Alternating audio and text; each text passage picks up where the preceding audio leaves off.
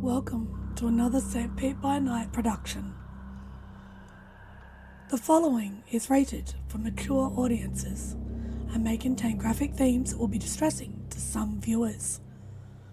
As always, we recommend you ensure the safety and well-being of yourself and those around you at all times. Viewer discretion is advised. In the heart of night, we rise from shadows, calling at the moon, igniting our battles, cleansing Gaia of an endless fight, until our final days we will fight.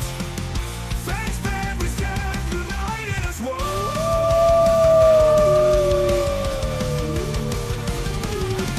Evil spirits lurking with horror and dread.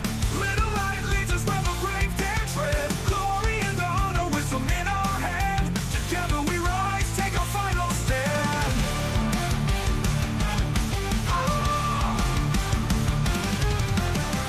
Everywhere we run, the wind is at our back.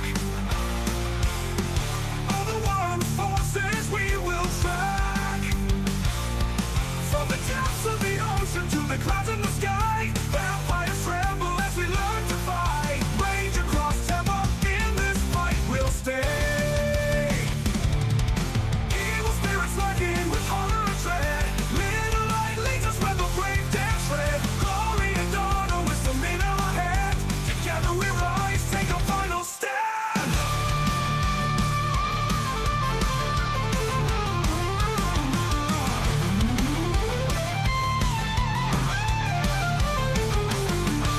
Rage across Tampa, in this fight we'll stay.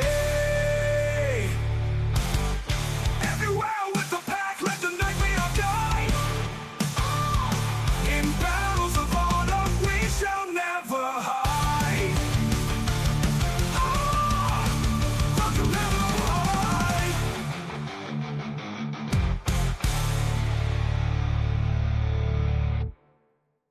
Good evening and welcome to the St. Pete by Night Entertainment Network. St. Petersburg by Night is a World of Darkness role-playing community originating in St. Petersburg, Florida. My name is Kent, also known as Mishikent on all social media, and I will be your storyteller tonight. It's Friday night, and you know what that means. It's time for Hounds, our Werewolf the Apocalypse 5th edition chronicles set in Tampa Bay, Florida, where a pack of young Greer have traveled from Michigan to assist the Sept of the Evening Star in combating the forces of the worm, both physical and spiritual. You can follow St. Pete by Night on all of the social media listed in the description down below, and you can join our community by following that Discord link where you could take part in one of the many activities we have running all month long. We are now offering for players to run or play in 20th anniversary or Chronicles of Darkness games as well, so head on over and join our community today. Now let's introduce our players. Players, go ahead and introduce yourselves if you please. Hello, everyone. My name is Nikki, pre-recorded on a stream sponsored by Unresolved Trauma, Poor Impulse Control, and whatever intrusive thought Kent had this week. And I will be playing Delphine Gaia Speaker, the Silent Strider Theurge. Hello, everybody. My name is Jay, everyone's favorite birthday jester. I would tell you how old I am, but daddy doesn't count. Daddy fucks. And I'll be playing Forged from Failures of Bonar Ruin. Hi, I'm Nevers. Like the crew of the Mummy, I've made several decisions that seemed smart at the time. I play Quinn Kelly, the Ragabash Children of Gaia. Hey everyone, my name is Ben. I'm the resident cuckold and the enjoyer of Bane Pain. I'll be playing Raymond Gorin, the Ghost Council Philodox. Hi everybody, I am Nori. I'll be playing Jester Silvertongue, transmitting from far away as the Black Fury Galliard that doesn't belong here.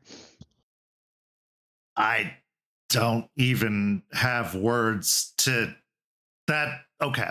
Let's get everybody caught up as to where we are now by telling them about last week's episode. Last week, we had a Children of Gaia moot where the current Children of Gaia were trying to come up with a plan to rescue their lost member, Willow, only to have Willow show up at the moot along with Rook in tow, where they ended up forcing Rook to apologize to Quinn and then told the rest of the children of Gaia that they were planning on leaving with Rook to be reunited with their family and to make some efforts in furthering the missions of Gaia up north and preserving or saving or creating new homeland for the wolf pack that is their family.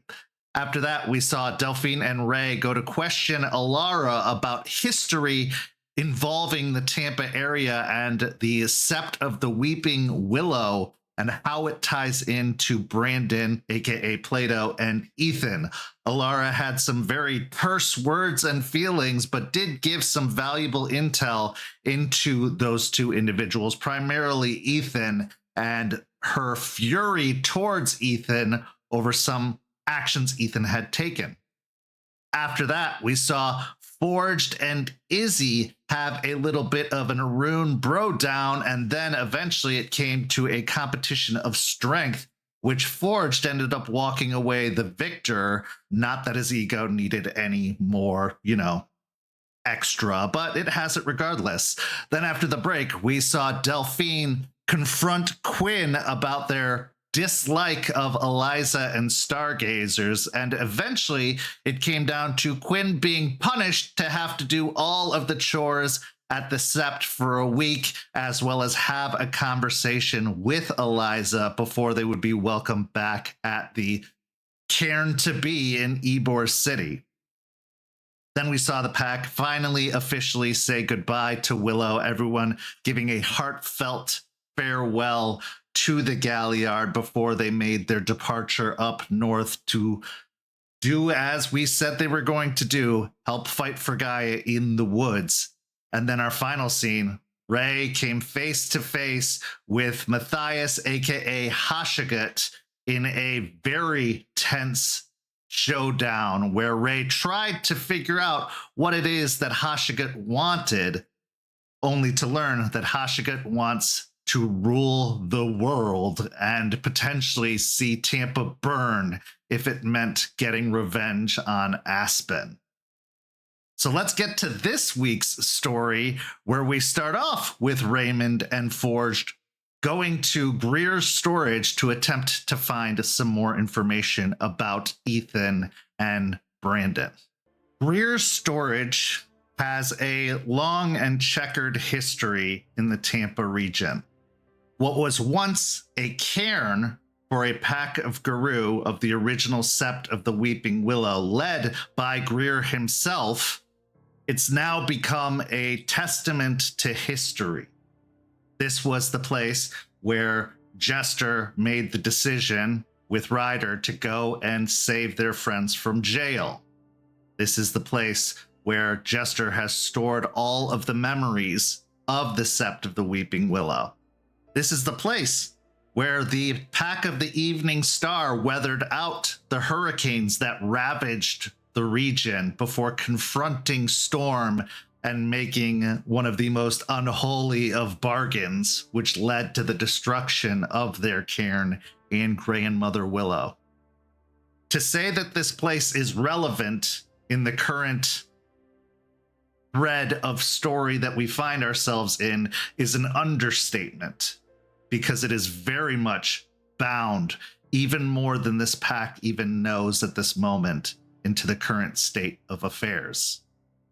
This is where we find Forged from Failure and Raymond Gorn as they approach the storage unit that contains all of the mementos and history of the Sept, as well as a few other extra items that have been placed away. You have been loaned the keys to the storage unit by the Sept leadership.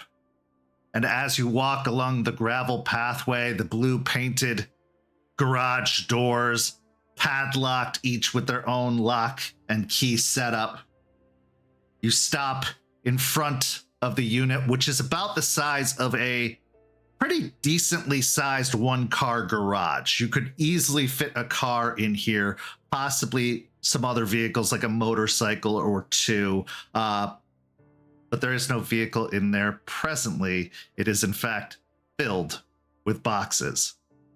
But this is where we find ourselves, and the scene is yours. Forge staring at all the box, the storage unit, hands on his hips, looking around. How much do you think Guy will be nice to? Do you think Guy will be nice to us today and just make this a first box thing?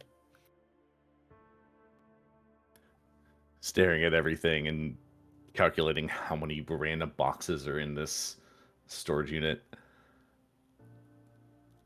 I would wager on the side of no, unless you get absolutely lucky, but I don't think so.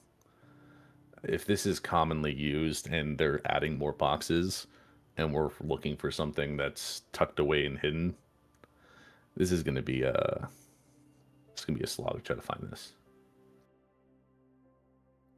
I had a feeling about that, but I mean, shit, might find some cool stuff though. I mean, did they say anything about us not being able to keep anything in here, or was that explicitly mentioned?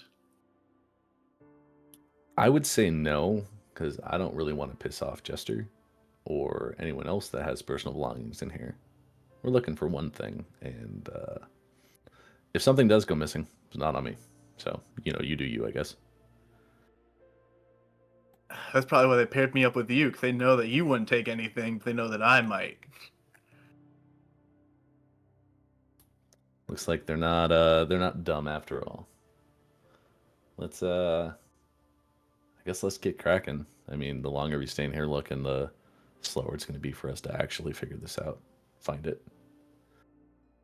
All right, go ahead and give me a group wits and investigation roll. Whoever wants to take the lead can be assisted by the other as long as they have dots in investigation.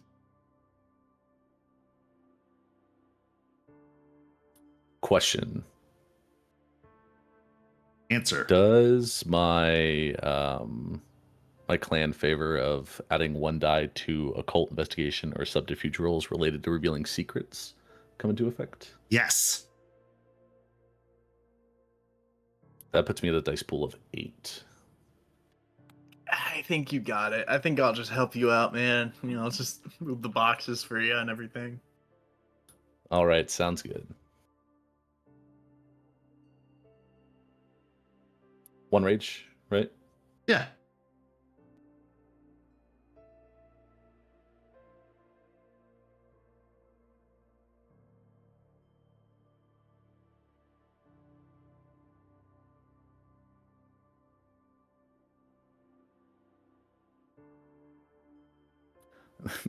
That's a 9 with a crit. Okay. So with that, you immediately find the journal or notebook that has everything in the storage unit cataloged. It seems they have done the work in advance to ensure that this place is as organized as possible, but with blind eyes, you probably would have found yourself having to go through several boxes. As you look down the long, long list of items, you see mention of photographs of old clothing, an entire several boxes dedicated to unicorn mementos of some sort, whether it's precious moments figurines or stuffed animals or statuaries. There seems to be several of these boxes dedicated to it. You also see boxes dedicated to arms and armaments, like ammunition and weaponry. But there is several different boxes and files and folders. There's a whole box dedicated to receipts and bills from old businesses that seem to have been in these former sept's possession. There's maps. There's just on and on and on. So many things, and they all seem to have their own place or box labeled by numbers. Then you find journals as one of the boxes. And they seem to be marked as the old sept journals and memories, so to speak. When you go to open the box that is denoted with the number, you see that there are several photographs as well as a few notebooks, leather-bound books, but it doesn't take you very long of looking or peeking through until you find a journal dated 2013 that belongs to Brandon Hill.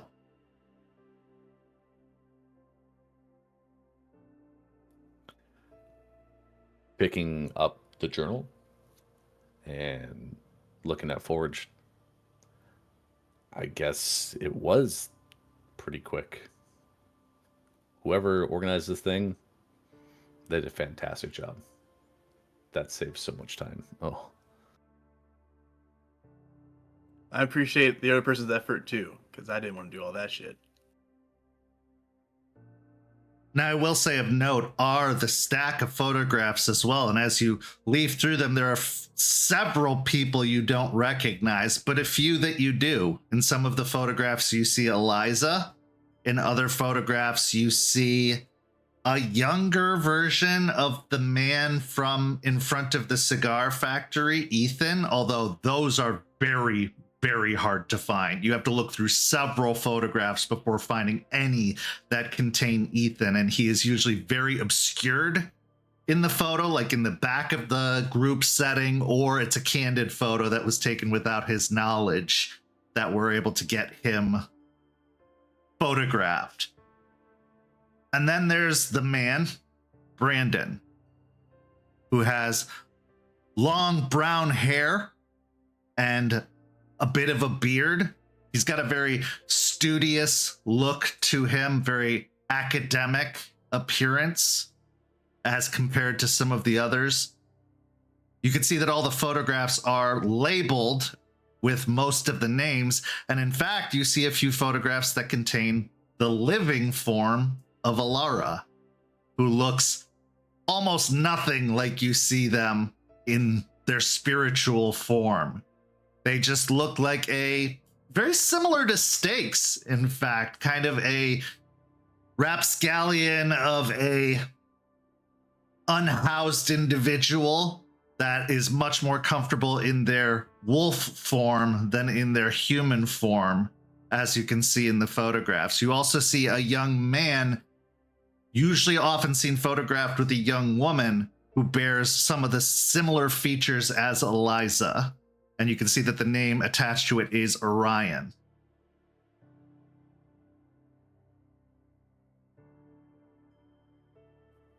You think it'd be fucked up if we took these to show to, to show to him when he comes over? Or that would be a good or bad idea? shifting through the photos and taking one out, looking at it, putting it back, and continue shifting. I kind of had the same thought, I'm not going to lie, of taking some of these, maybe not all of them, but maybe some of them where they're happy together, maybe smiling, laughing, trying to maybe incite some emotion.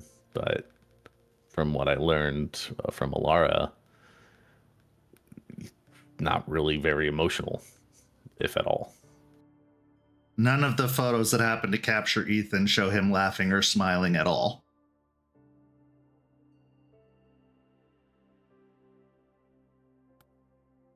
I'd say it's I didn't expect to come across all of these. I mean, it's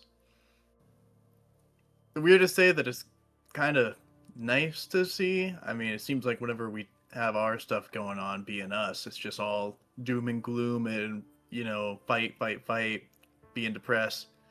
But this, I mean, most of them look like they're actually, I don't know, having a good time. And it's kind of nice, even though like 90% of them are dead now. It's kind of,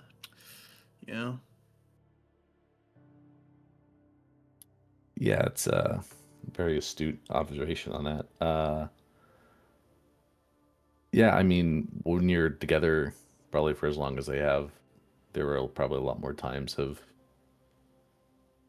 actual I don't know, good times, happiness. Like, they probably dealt with just as much as we do. But obviously you're not going to take pictures of that. So, but I think I agree with what you said earlier. Maybe we should take some of these. Maybe not for Ethan, but maybe we can get a reaction out of Brandon. We take some with him. Yeah, that probably wouldn't be a bad idea, but you think maybe we should start taking photos or videos or something? I mean, we already lost a couple of us, and I don't know, would be nice to have a picture of Juniper to look on again, you know, every once in a while.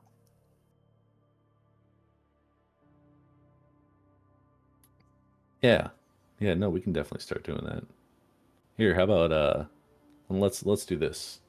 And I'll stand up from where I was kneeling over the box, and I'll pull out my phone and walk over to Forged, and I'll kind of like position myself next to him. It's like, how about a picture now of us finding the journal? You know, might be a little bit of a nice thing. Kind of weird, but you know what? I'll fuck with it. It's like Forge will get up. Like, okay, let's put the journal between us, so then and we point at it like whoa, and then you know I think we got it there. 100%. Let's do it.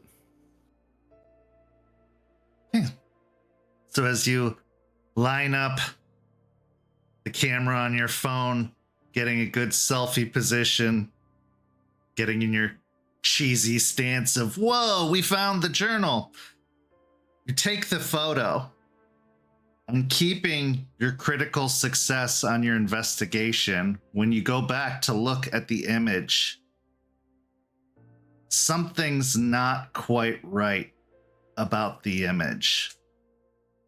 Forged is there. Raymond is there. But almost like as if taken from a old school flash camera, Raymond's eyes are reflecting red. Not Forged, just Raymond.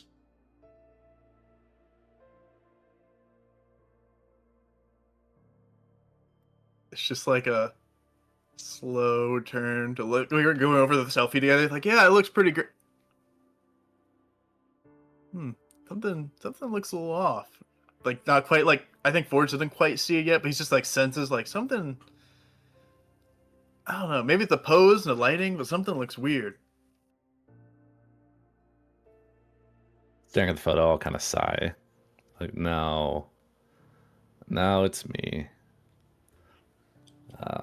It's probably to do with the connection, you know, between me and Hashkit. Probably fucking with the camera.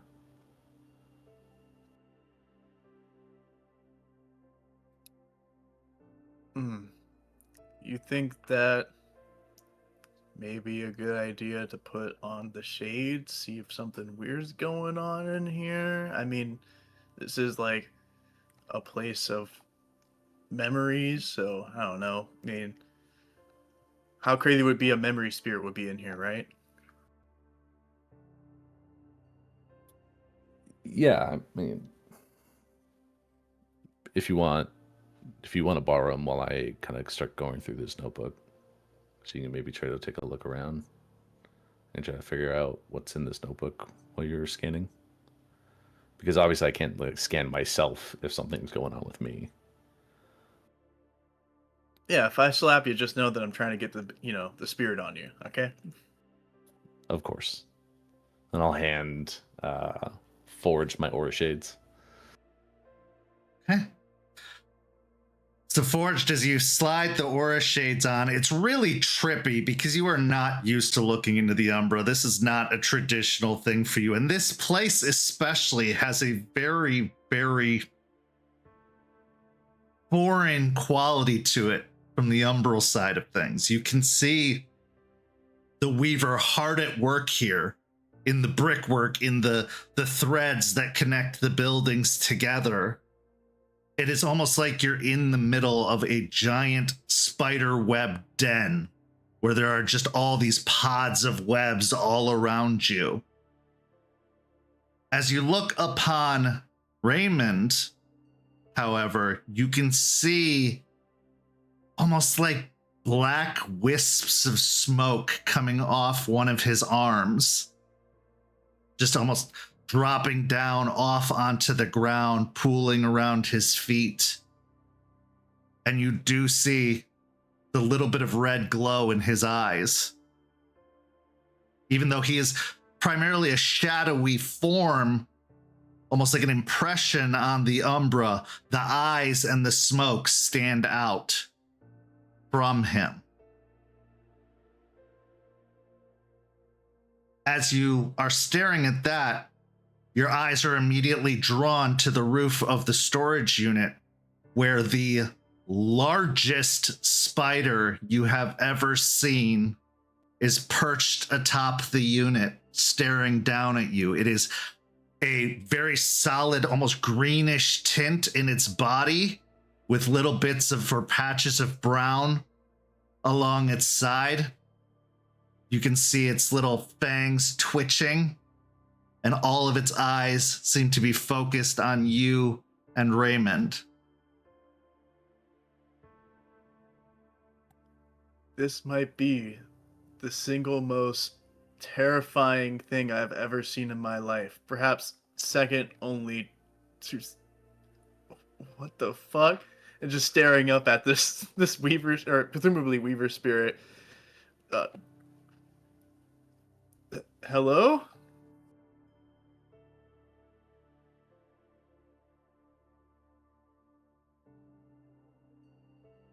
What are you doing here?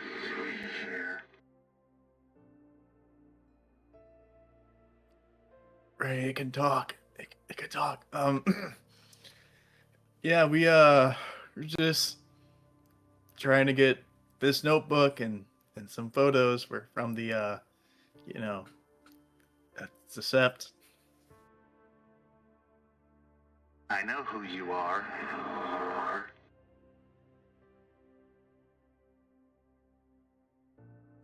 That's all right. Yeah. You've been here for a while. You've been in this one pod for how long? No.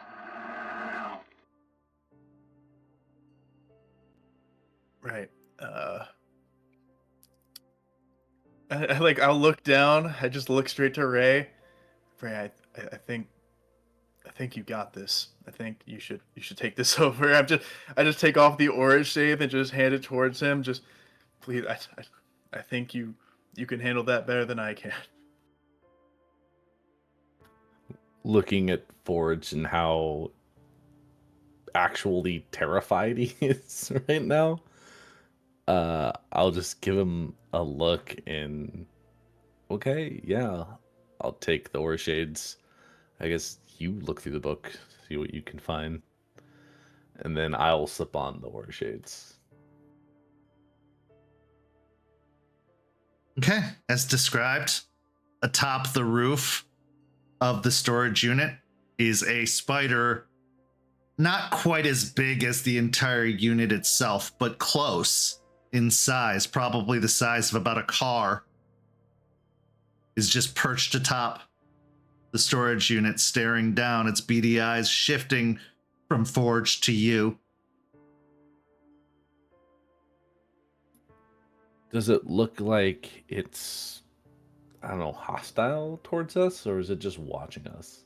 Roll me a wits and insight.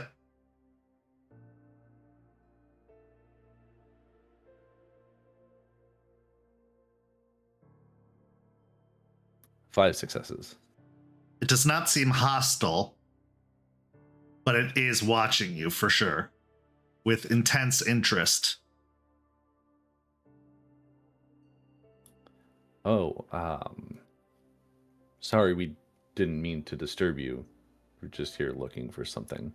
I apologize if we trespassed or interrupted something. You're not disturbing me.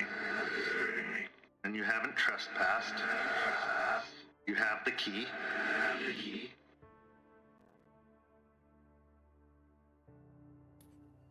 Fair enough. Still wanted to apologize just in case. Is that what you should be apologizing for?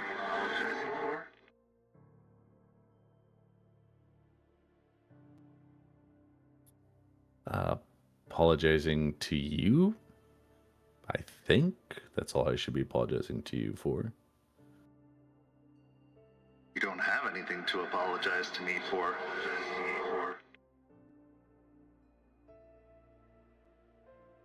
What do you think I should be apologizing for?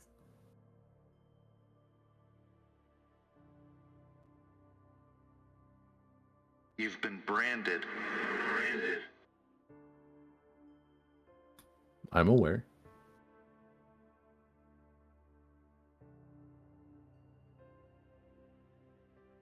Do you know the risk that comes with a brand like that?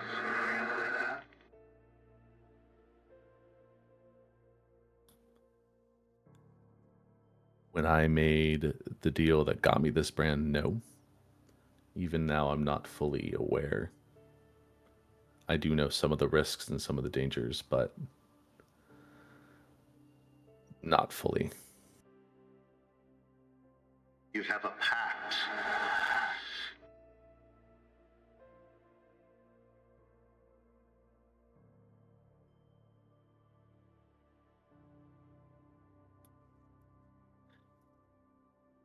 Yeah, I mean, I made a deal with the spirit. I'm not surprised that I formed a pact with it.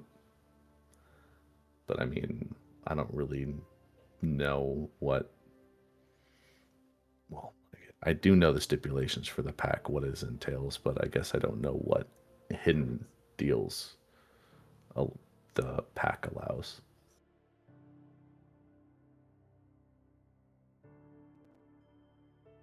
I don't know either. But it can't be good. Looking as you look to me, and to him,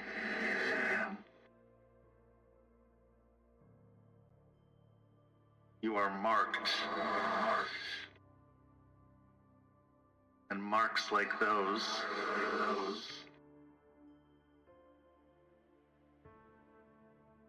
give off a certain impression.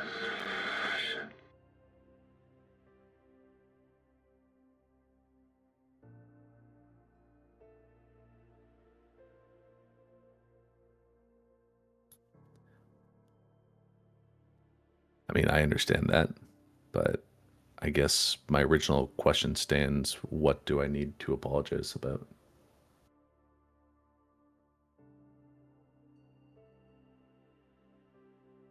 Don't you think you should apologize to yourself?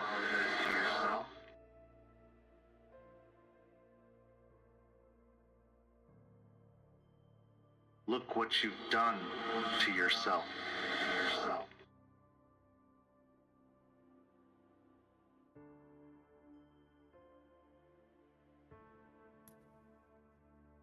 Ray will just kind of look at the spider, not really expecting that response, and mouth kind of opening and closing a couple of times before clearing his throat.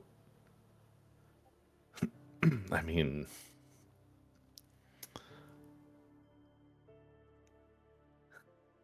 I know I did something that has screwed me over and has, like you said, branded me, marked me in a way that I don't know if I can fully get rid of. But at the time, the reason I did it seemed correct, but I don't know, how do I apologize to myself for that? Like, do I just tell myself I'm sorry?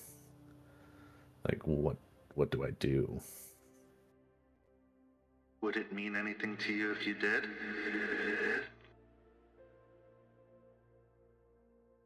Guess not. Find out what does mean something to you.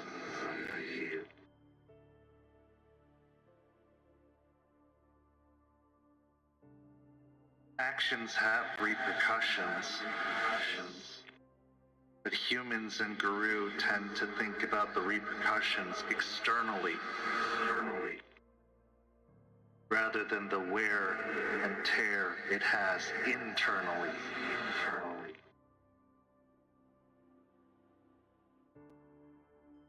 The one most at risk of being hurt by your actions is you.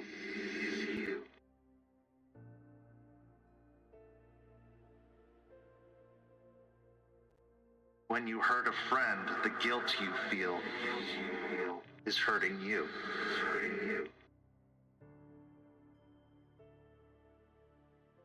When you see consequences and they make you angry, that is hurting you.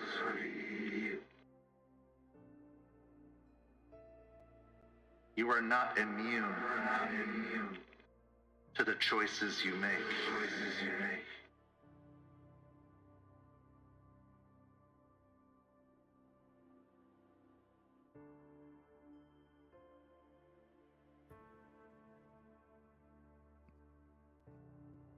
I mean, you're right. Sorry, I'm a little surprised. I wasn't really expecting to have this conversation at a storage unit.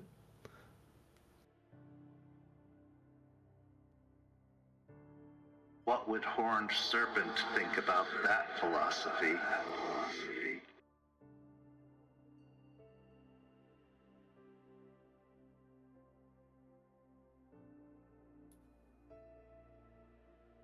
Probably take the surprise and use it to teach you something and use it to your advantage. Expect the unexpected.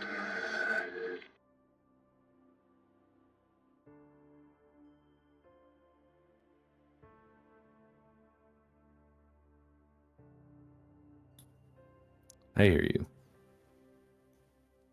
Thank you. You need to find a way to forgive yourself before you're going to find a solution to your problem.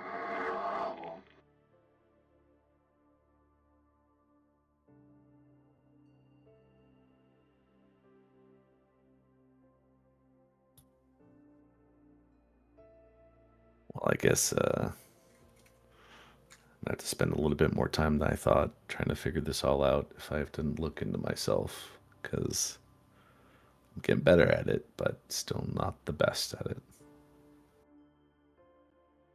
The hole you have created in your heart and in your spirit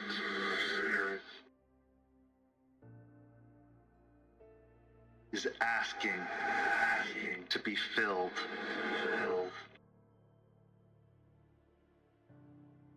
When he is removed, he will make a home in that void inside of you, if you let him.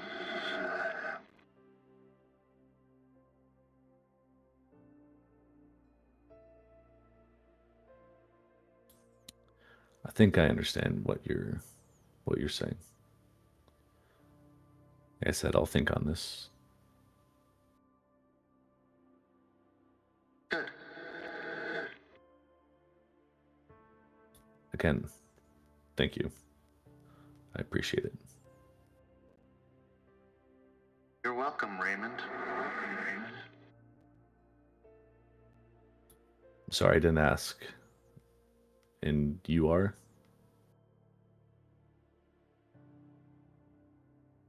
I am called Regina.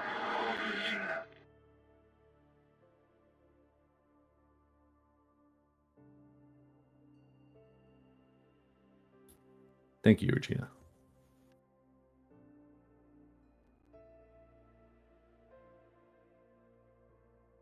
You're welcome. Now take what you were here for and go. You have precious time.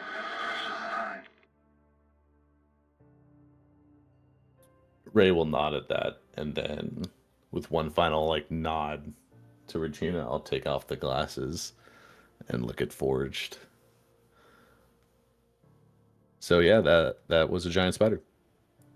I can understand why you were kind of freaked out at the beginning.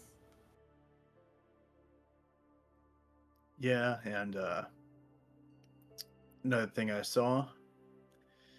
You wanna talk about that at all? I mean, we already kind of know what that's about, and kind of was still standing here the whole time. Yeah, I mean, like you said, you kind of already know. Like I said, it's the connection I have with Hoshkit, the deal I made. Regina, the giant spider. That is her name. She said that I have a hole in my heart and my spirit that I need to find a way to fix and fill. Or when all the Matthias stuff and the Hoshkit stuff is finalized, he'll find a way to get in and make a home there. Forge kind of stares at Ray for a moment, not saying anything, trying to decide if this is a right thing to say or just saying fuck it.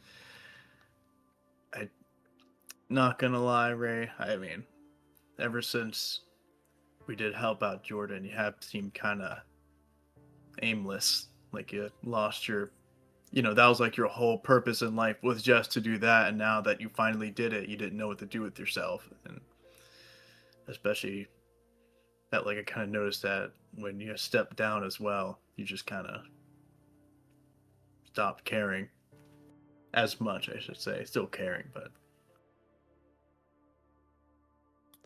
I mean, you're not wrong in a sense.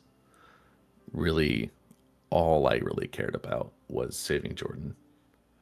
And once we accomplished that goal, you're right. I don't really have a big goal right now. I don't really have something that drives me. The Bane tender training is kind of filling that a little bit, but not as much as I would have liked or hoped.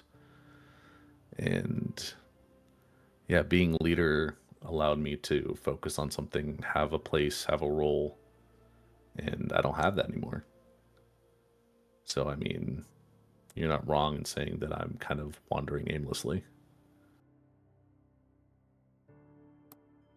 I mean, look, don't get me wrong. I'm the CEO of Wandering Aimlessly. That was my whole gig before, beginning and mostly my whole time you knowing me, but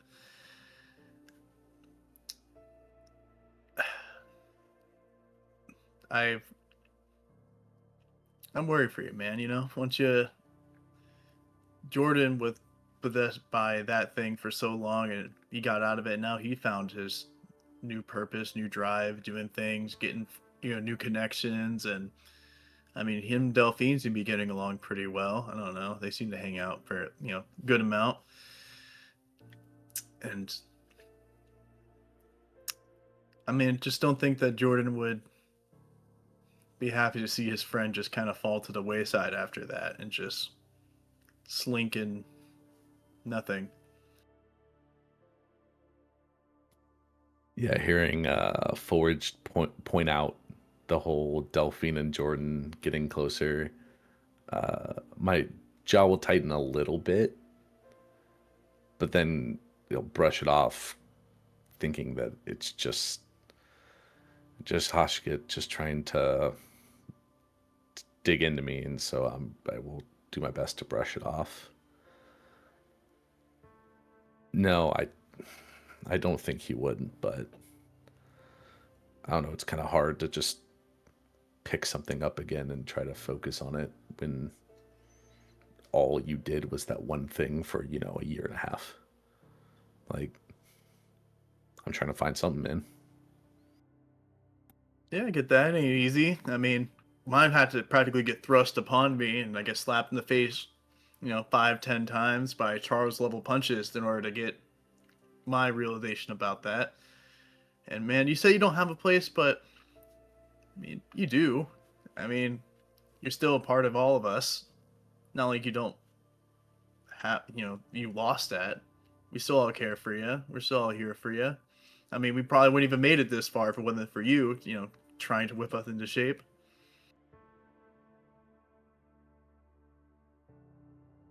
Yeah, I know I have a place, and that you all are,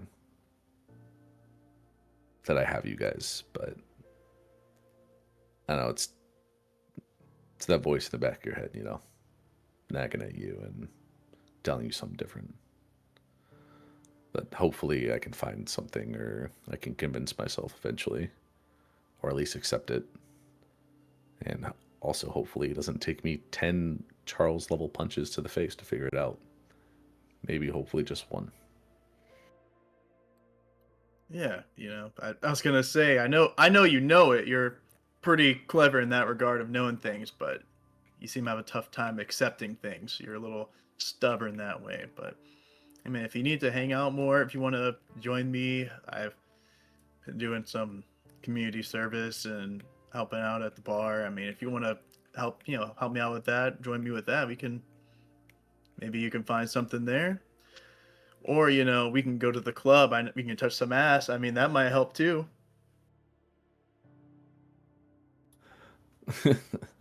Yeah. Both those sound perfectly fine. Yeah, no. 100%. Let's hang out more. I think I kind of need it. I've been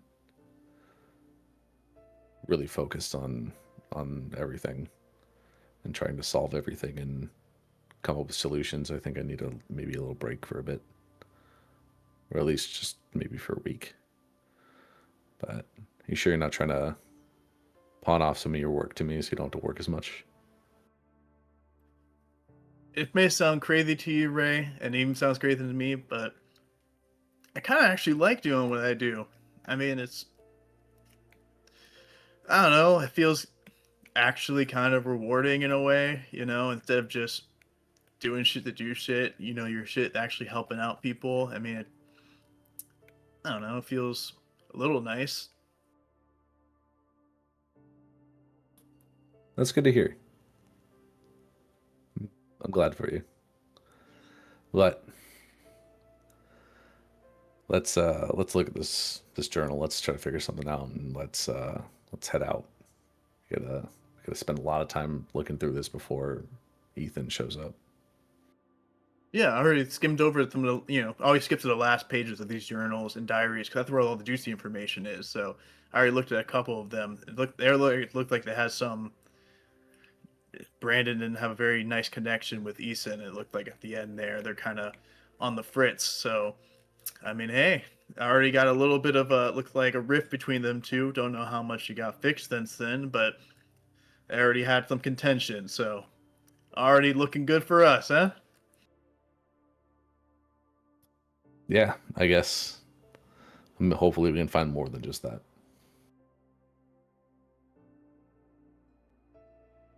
As the two of you pack up the few things you want to take with you, a small stack of photographs, the journal, you lower the garage door, reattach the lock, and prepare to leave.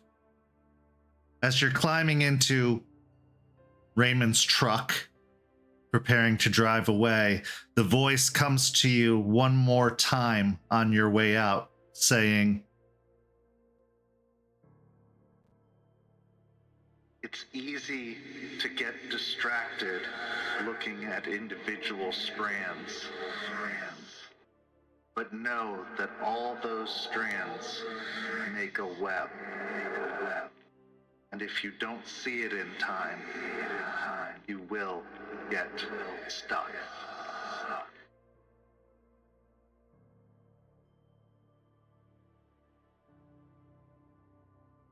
We now transition to our next scene. The modern age has granted us many, many gifts. It's also come with its fair share of curses. As technology has evolved since the Industrial Revolution, people are living longer, doing more, and staying connected, unlike ever before. Greer found ways around this for a time, using spirits to send messages over long distances, not unlike carrier pigeons. But now, in the modern age, what would have taken days, weeks, maybe even months to accomplish can happen in an instant.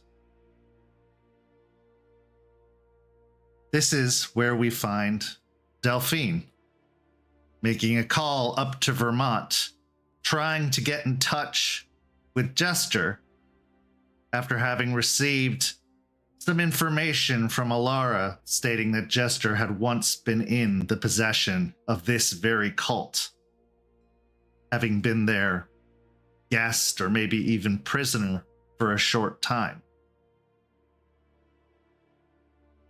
A few attempts to make that call were probably missed in the past, as in Vermont, they are not allowed to carry their phones around a good majority of the area. But on this particular call, it is connected. And the two of you can share words.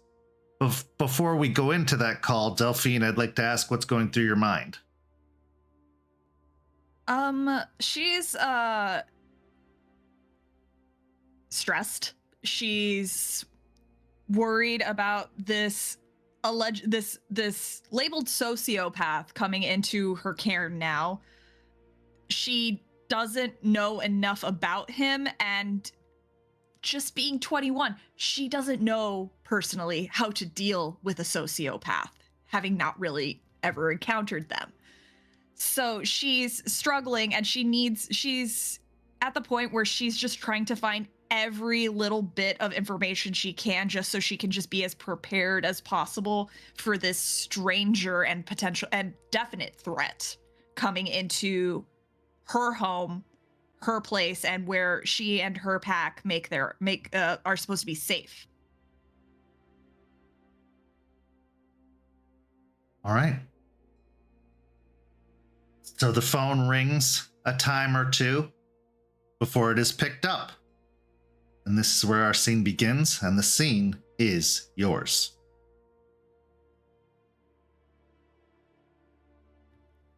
Hello? Is this going through finally?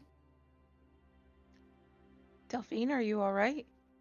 Oh my god. I was literally like another hour away from just like doing it telepathically, but I thought that would freak you out, so that's why I kept insisting on doing the phone call. Okay. First of all, breathe. Sorry, I'm just not used to, like, I don't know what the signal quality is there, but like I've been trying for like 2 hours. Yeah, sorry about that. I'm only allowed to carry my phone and other technology in certain areas, and when I'm in the areas that I'm not allowed to have it, my phone has to stay in my room. So, but if this is everything okay? Like, is there an emergency happening or something? I mean, when isn't an emergency happening? That's fair, but not really reassuring. So, I don't know how much you guys have gotten, and I don't know how up to date you guys are. But some shit has happened since you guys left. I'm pretty sure Jace is keeping Aspen a lot up to date. I'm only getting bits and pieces that get sent to more of the group chat, but I think she's pretty up to date on things. But go ahead and tell me what's going on. Well, right after you left, the cult started pushing the boundaries on shit. They were in our territory constantly down in Ybor.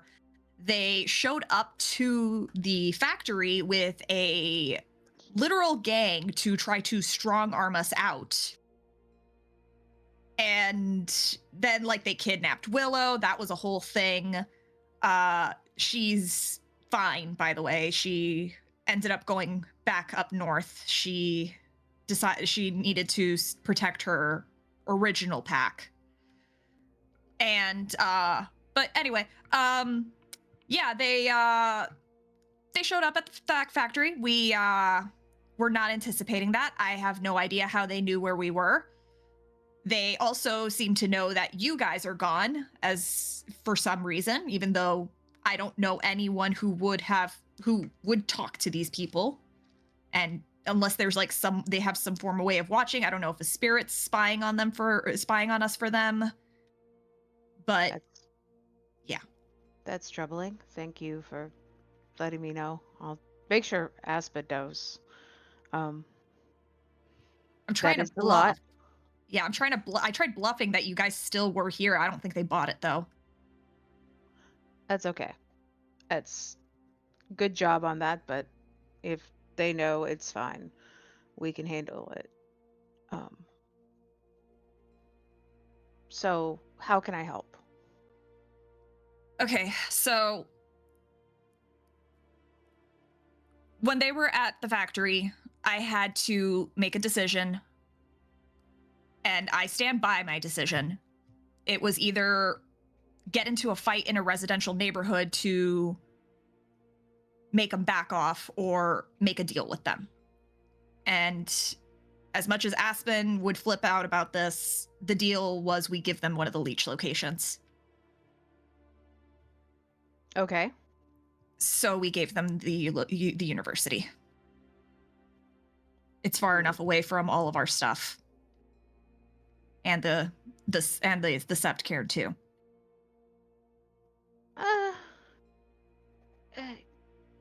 Yeah, but there are people that never mind. It's okay. So you gave the leech location, which I understand, to like protect them. So, okay. Well, a part of the deal too, because they insisted on negotiating this, is that they take one of us with them whenever they go do whatever the hell it is they're going to do up there. And in return, we are also taking one of theirs. The problem is, the person we're getting, who fucking volunteered, is Ethan. There is a long pause for a moment as Jester tries to get everything. I had heard something about all of this. So, first of all, the person that is going to be careful not to get caught, right? Quinn. And yeah, he's going. Initially they wanted Forge, but I trust Forged, but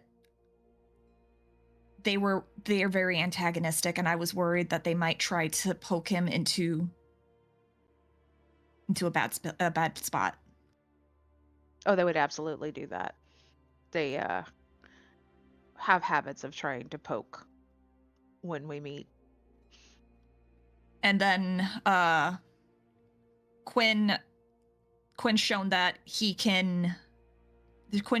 knows when to fall back whenever him and Willow got cornered by a few of them and backed into a fight. He knew when to leave, even if it meant Willow getting kidnapped, so that way he could one, return safely, but two, also let all of us know what happened. So I trust that if he needs to get out, he will make the decision to get out. He's not gonna risk his own life. Okay. So, and you have Ethan.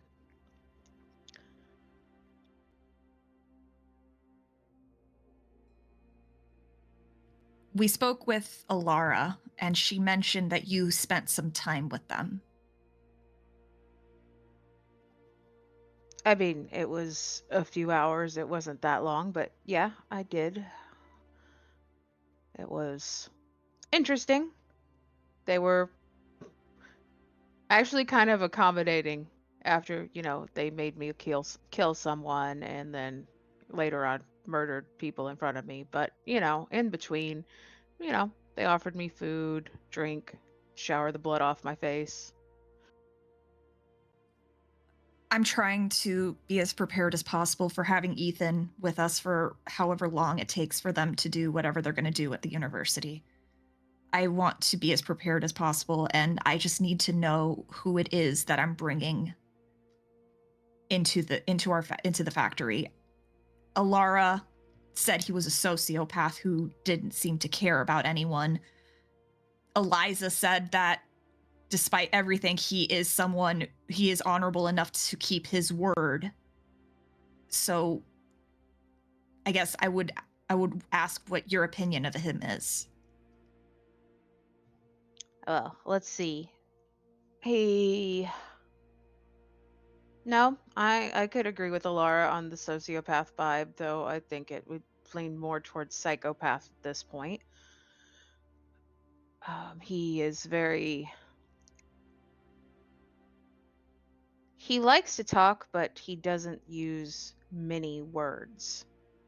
Like, he likes to make statements, but usually his words, like his sentences, are short and to the point. However, I think that's one of his manipulation tactics. He was trying to get information and get me to talk. I was playing dumb. So we should play dumb around him? Don't let him goad you into giving too much information because he's looking for it.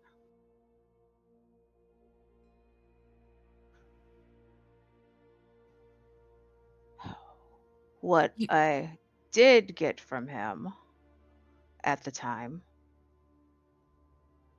is he believes humans are the monsters, and that is the reasons monsters come from them, even us. It's because humans are monstrous to their core. So he has no love for humans, even though he is one. Yeah, Alara had plenty to say about that, but basically wanted us to pass on the message that no matter how much he tries, he'll never be like her. Yeah. He has no real love for humans, I could tell. So if you're trying to appeal to any sort of like stop because of humans or things like that, it's not going to work on him.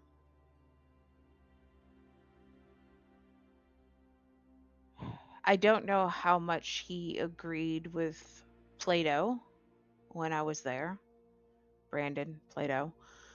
But Plato talked about wanting to burn Tampa to the ground and rebuild something from the ashes. But he had no real clue what that new thing would look like. So they were more towards leaning burning first and then figuring it out.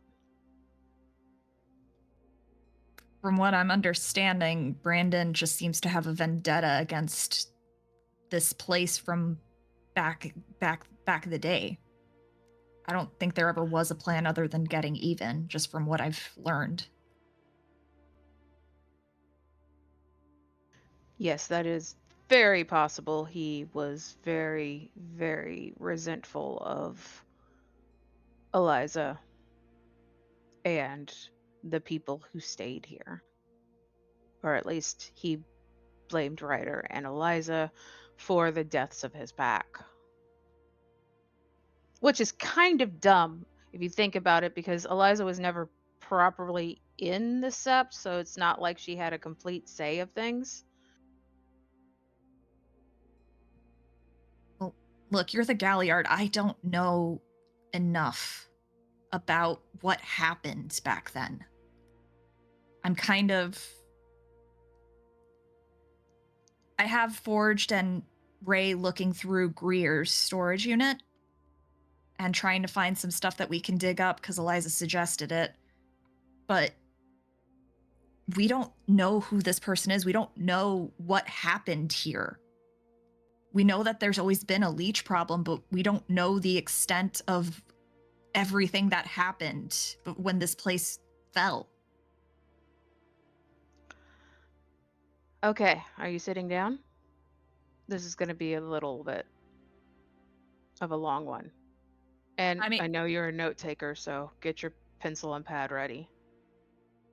You can hear over the phone the sound of just like echoing steps because she is just pacing in the factory at this point.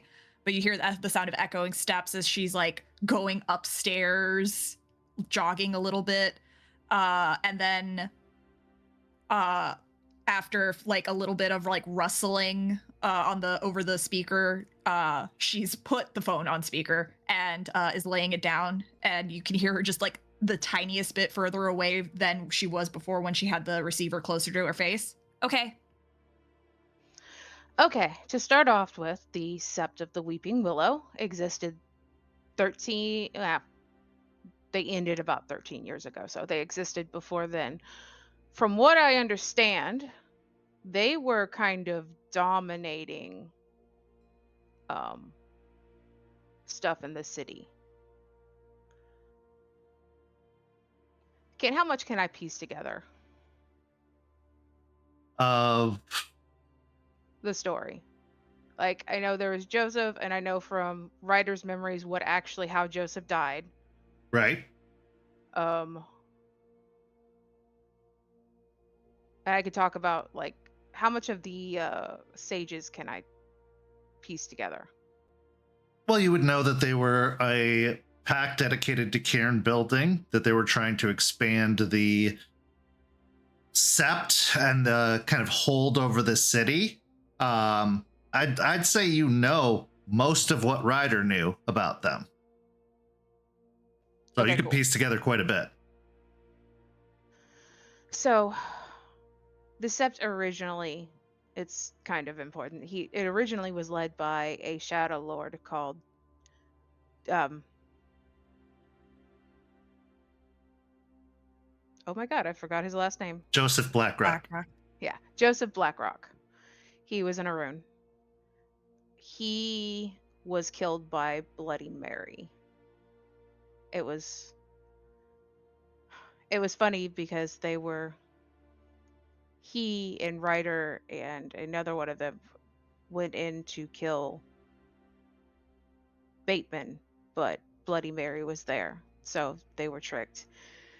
Joseph died, Ryder took over, and then the trouble with the vampires really ramped up. And Karen started falling and people started dying. Ethan and Plato, who was once Brandon, were part of a pack known as the Sages. The Sages were more responsible for cairn building than they were for really combat, but everybody was all hands on deck, and so they ended up fighting as well.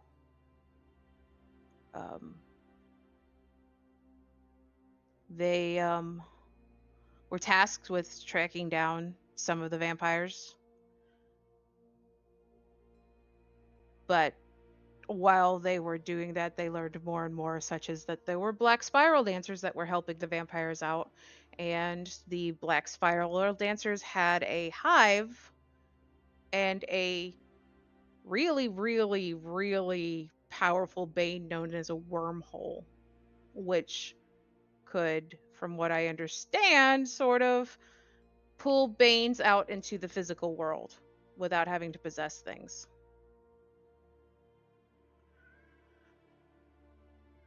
Anyways, the sage's cairn fell. Alara died during the sacking, and it seems like things fell apart with that pack afterwards. Holly and their Galliard Rin and one of their Aruns known as Zahir stayed to try to defend the cairn of the Sept, as well as try to destroy the wormhole. Brandon and Ethan left before any of this. They had become disillusioned with things, thought the fight here wasn't worth their lives, and so they left. And the rest of their Sept either sacrificed themselves to close the wormhole, and the rest died defending the cairn from the vampires, except for Ryder and Eliza.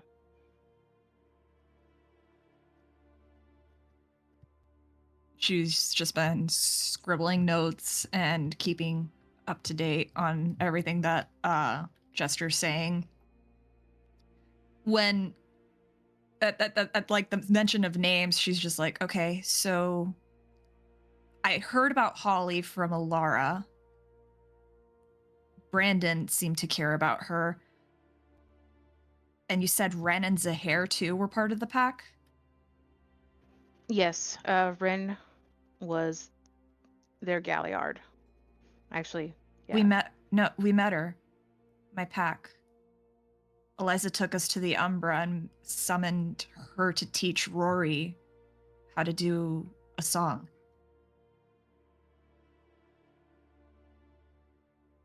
That's nice.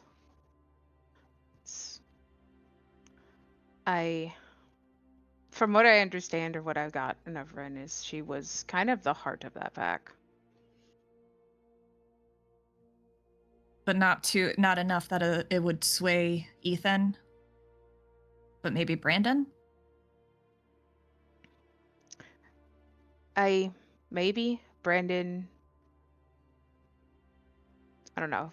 You said you're getting Brandon's journal, so you'll probably be able to read up on his feelings on it. But I got the sense that he wasn't really great at letting people in, but he cared. Wanting to burn an entire city to the ground isn't the behavior of someone who didn't not care. He is angry, and he definitely wants revenge. But like, could we play on that emotion? I mean, you could. What is for Brandon, at least? For Ethan, probably not. I think Ethan seemed less interested or less angry in what happened completely, except to try to use it as a point he was making about the old nation sucking, and kind of, alluding to like it's shitting on the old nation, and I think trying to point that the way he chose is the right way. I mean, yeah, like the old nation isn't the best, but like going that far to off the deep end to want to destroy everything, and also just why here? Like, if he wants, like, it's been 13 years. They could have done this at any point. Why now? Well, I think partially it's because we showed up.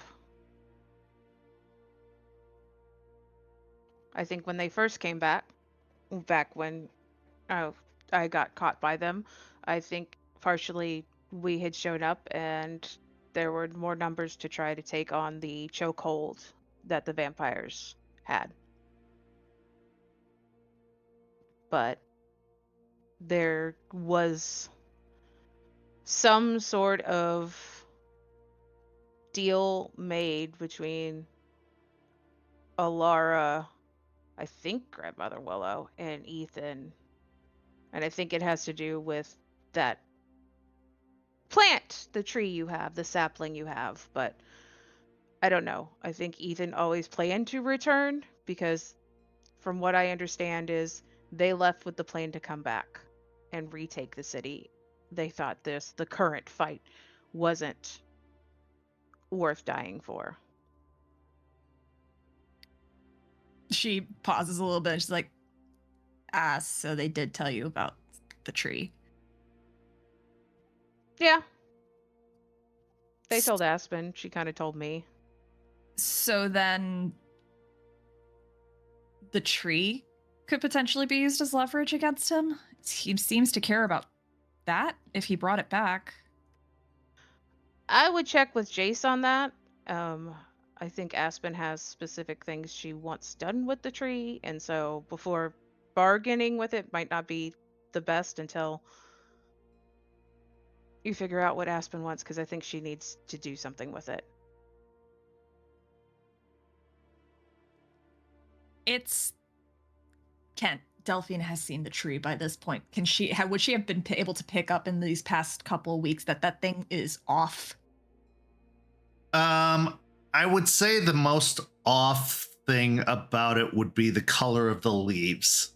Seems a little bit unusual for a willow tree.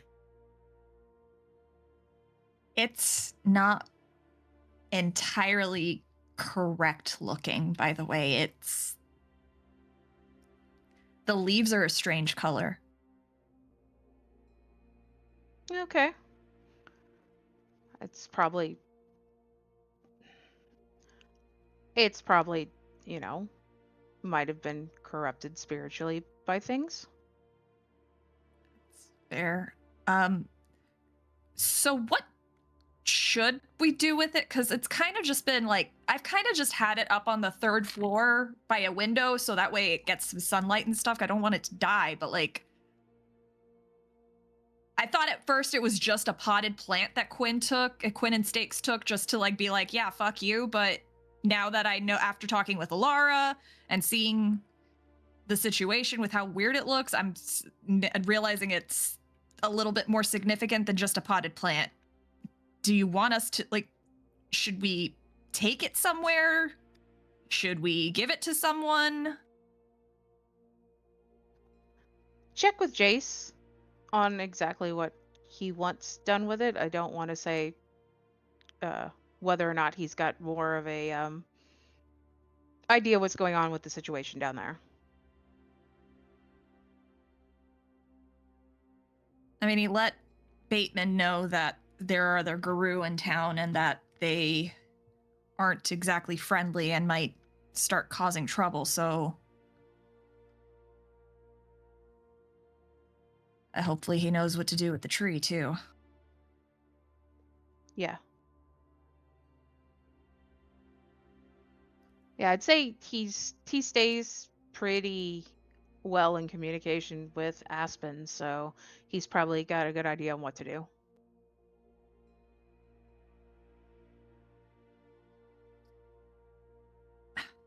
So I know Alara was saying that he wasn't really close with anyone, but do you think that you might know if there was anyone he could have potentially respected? I'm just trying to find anything at this point. He was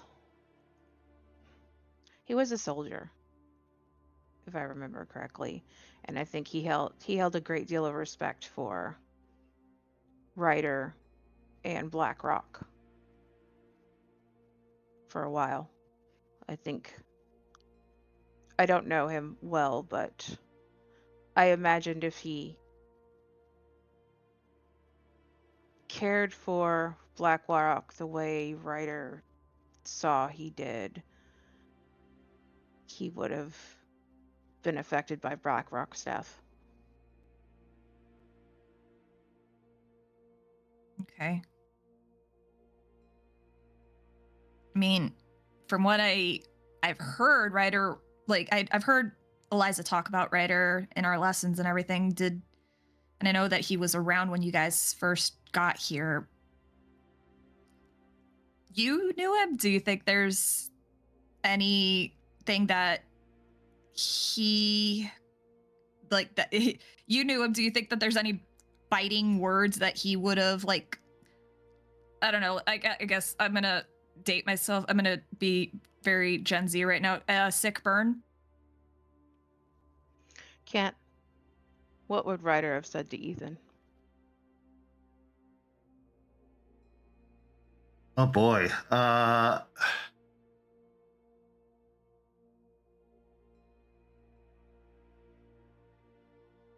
Honestly, nothing. Ethan didn't command that much of his attention or respect, other than just being a a soldier, another one in the group, but he was a Shadow Lord, so he was very evasive and very withdrawn. So in Ryder's mind, it was just like, just do the job, my guy. Like that's effectively it. There's no real connection there, no insight into him personally, other than like, I mean, I guess you could say BlackRock would be disappointed in you. I guess the best thing he could say is BlackRock would have been disappointed in him. I mean, he was a soldier, and he did abandon his troops.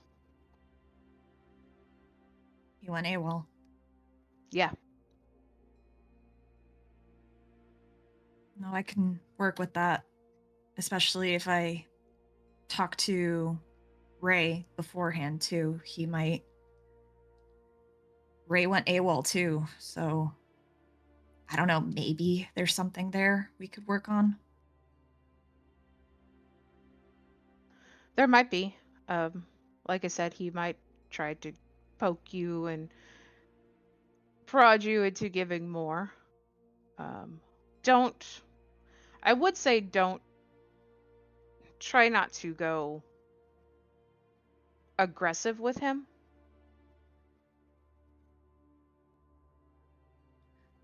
So give Forged an Ambien beforehand, got it. Or something, but just he might goad you into a fight. Okay.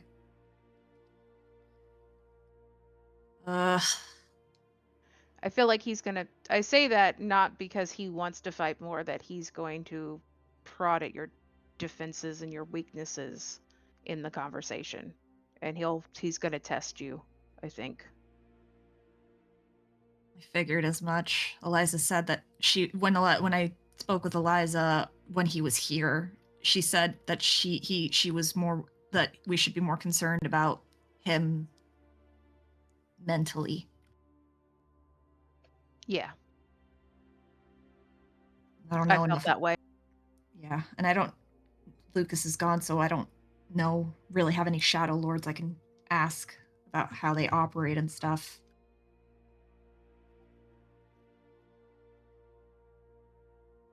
Honestly, a little like vampires, like Bateman. That's the feeling I get from them sometimes. A lot of manipulation and intrigue that they try to push. I haven't had the misfortune of meeting Bateman. Spud is my only real. She's stuttering a little bit, a little nervousness in her voice, because this is honestly the first time she's brought up Spud in months, just because her mind doesn't want to go back to there in this point in her recovery. And Spud was my only contact with leeches on a more personal level.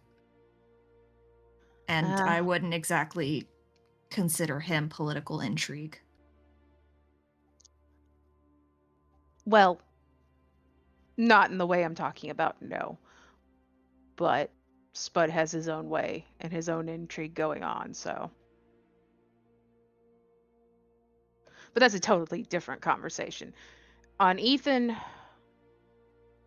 like I said, I played dumb on a lot of stuff half the time. He'll probably ask you about your connection with spirits.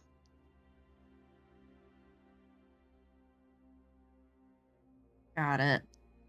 That'll be interesting, considering we literally have had an avatar of Fenris following us around since hell. Yeah. And if he knows that, he might try to bring that up, honestly. Especially if he thinks it might be a weakness for you guys. Fenris says he's not going to intervene.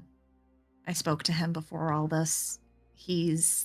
As she pauses, frowning a little bit, he's not able to get through to them. He's struggling to be a patron to them. They're not listening to him. They're not seeking him out, and it's affecting him. And when I spoke with him, I did persuade him to just stay out of it. At least for now. Well, it's good that he's staying out, but it's very weird that they're not listening to him. Do you have any ideas of why that could be? I mean, in theory, rage could also be a bane. So, and banes are tied to the worm. So, at what point does the fight for Gaia become less about the wild and more about the worm? Maybe Fenris despises the worm. Maybe I'd hate to say it, but maybe they're just too far gone at this point. Though, I don't think all of the cult members are there. These are just kids. They're the same. They're around. Some of them are around the same age as me, Forged, and Ray, and Quinn. One of them was twitchy the entire time that confrontation was happening outside the factory. They might not all be on board with what's going on with them. That is a possibility. I had a conversation with Gorgon a few weeks back before I got here. And she did say that... How did she put it?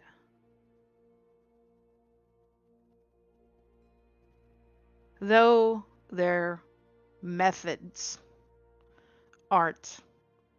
I'm not even saying it how she said it, but basically, though their methods aren't the best, and they're not, there was reason for why they left and how they feel, and it is possible that some could be turned back into if shown a different way from what was provided for them and what they are now. And I'd also say, yeah, they are kids. When this particular pack of the cult, when this particular pack was here before, they had taken kin before they'd even changed and were already indoctrinating them. So if all you know about being a Garu is learned from cult members, that's They're like all Quinn. you have. They're just like Quinn. We've been struggling with Quinn a little bit. He's got biases because of his upbringing against people like Eliza. Well, that's not surprising. The nation is pretty upset at the cult becoming a cult and the Stargazers leaving. There's a lot of resentment there. And wasn't Quinn from Vermont anyway? Yeah, Quinn was from Vermont. It's the North Country. I don't know, but all he knows is nation, and it really shows when you talk to him and when we have pack meetings and stuff. The way he composes himself is a little like Charles, but not as intense as Charles, because let's be real, there's no one is as intense as Charles sometimes. But it was like stubbornness. Like, it's all he knows. He hasn't seen a different way of thinking, and I don't think these kids have either. All they know is whatever bullshit Ethan and Brandon taught them. They don't know that there could be another path. They don't know that there are people like Aspen, like you, like all of us, trying to make things better and different from the old nation and whatever the hell they believe.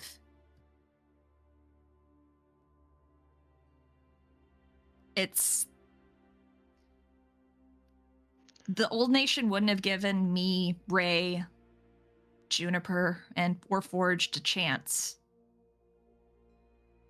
You guys did. I don't feel right about not potentially letting some of these kids know that there's another way. I like that idea. We are about giving chances. I would say, though, don't.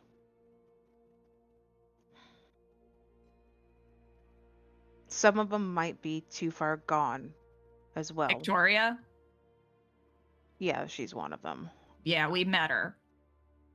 Because also keep in mind, Delphine, you're dealing with pretty much all of them are deep in Hoglosk, like over the edge in Hoglosk. So you're not just dealing with people who have been just dissuaded or indoctrinated. They're dealing with a rage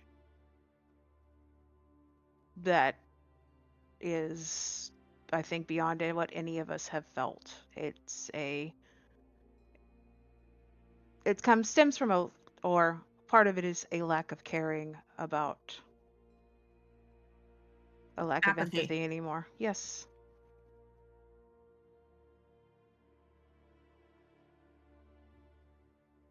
I mean,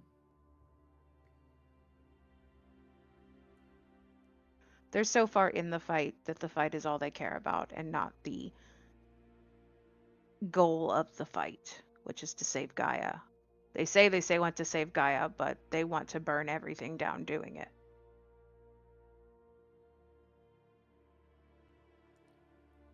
yeah, I get you.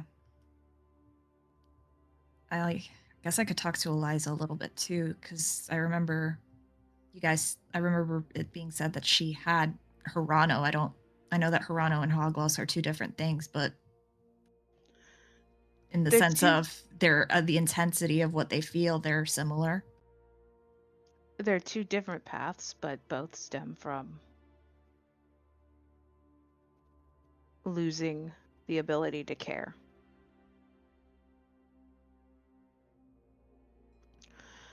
Anyway, that is in no means saying that there aren't some that you might be able to give a second chance and bring over. Just be careful. Yeah, I know. They will probably, some of them, especially Ethan, might pretend, but just be careful on it, because, yeah, he's a tricky one. I will be keeping my walls very up around him. And hopefully I'll figure out where to put that tree before he shows up. Yeah, you probably should not have it in the same building as him. I'll figure something out. I'll find a place for it. But I don't know, maybe see if Eliza can hold on to it for a little bit. She might want to say hello again, considering that they're old friends? Question mark? Ish? Ish, Adjacent? I guess. I really don't know how close Eliza was to Ethan, honestly. She doesn't I meant the talk tree. to... Oh. Yeah, so you could try. She might have some interesting insights on that. When you do talk to her, you might also want to ask her about the cult of Fenris and the Stargazers leaving. She might have some interesting insights on that, since she was once a child of Gaia. So I do know that, at least from the spirit side of things, Fenris doesn't like how the nation treats the Stargazers, so...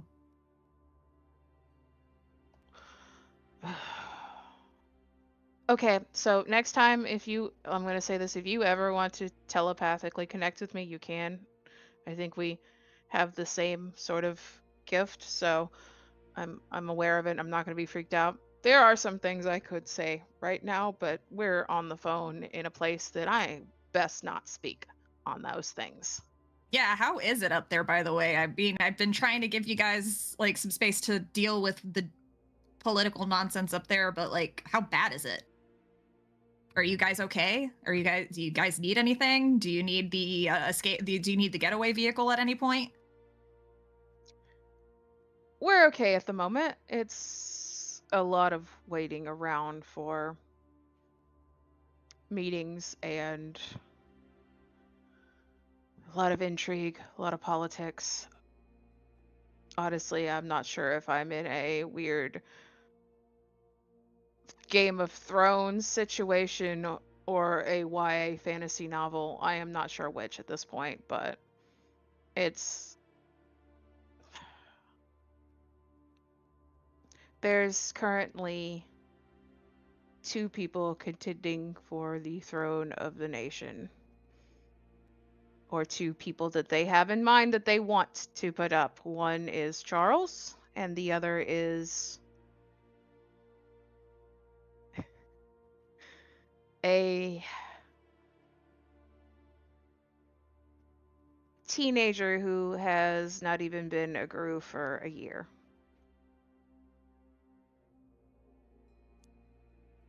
That's a choice. That's a choice.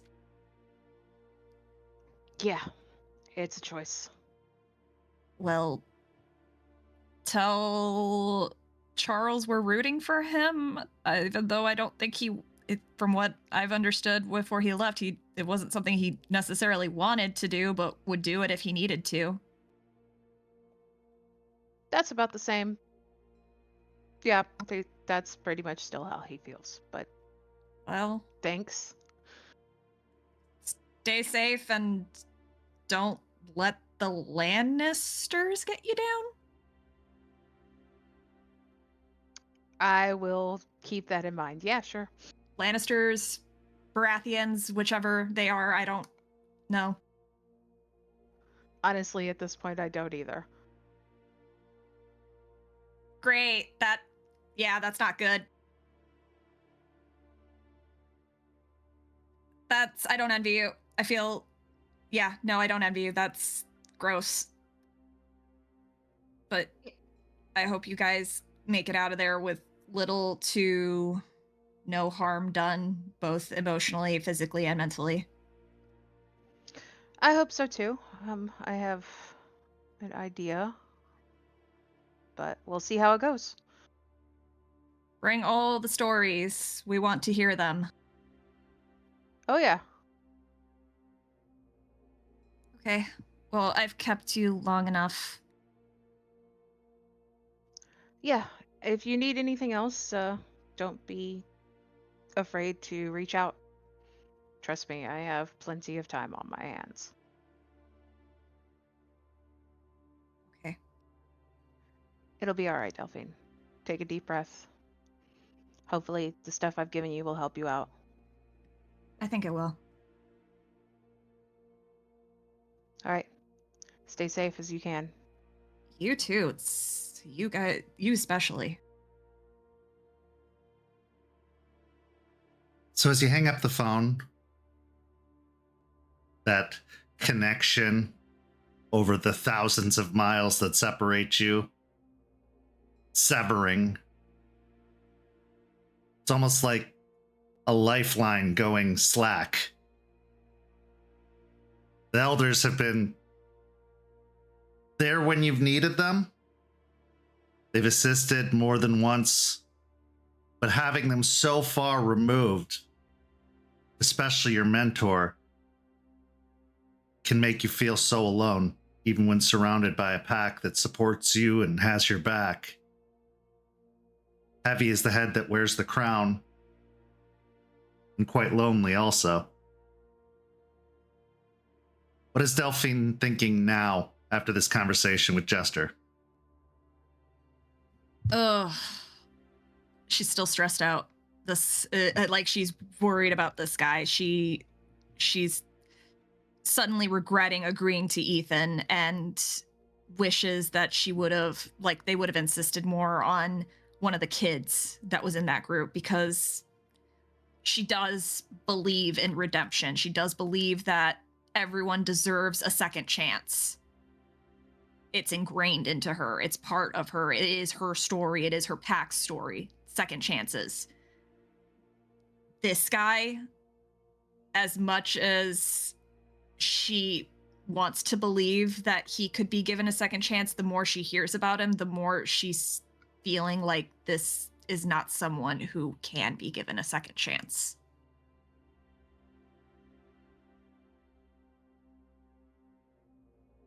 With that, we go to break.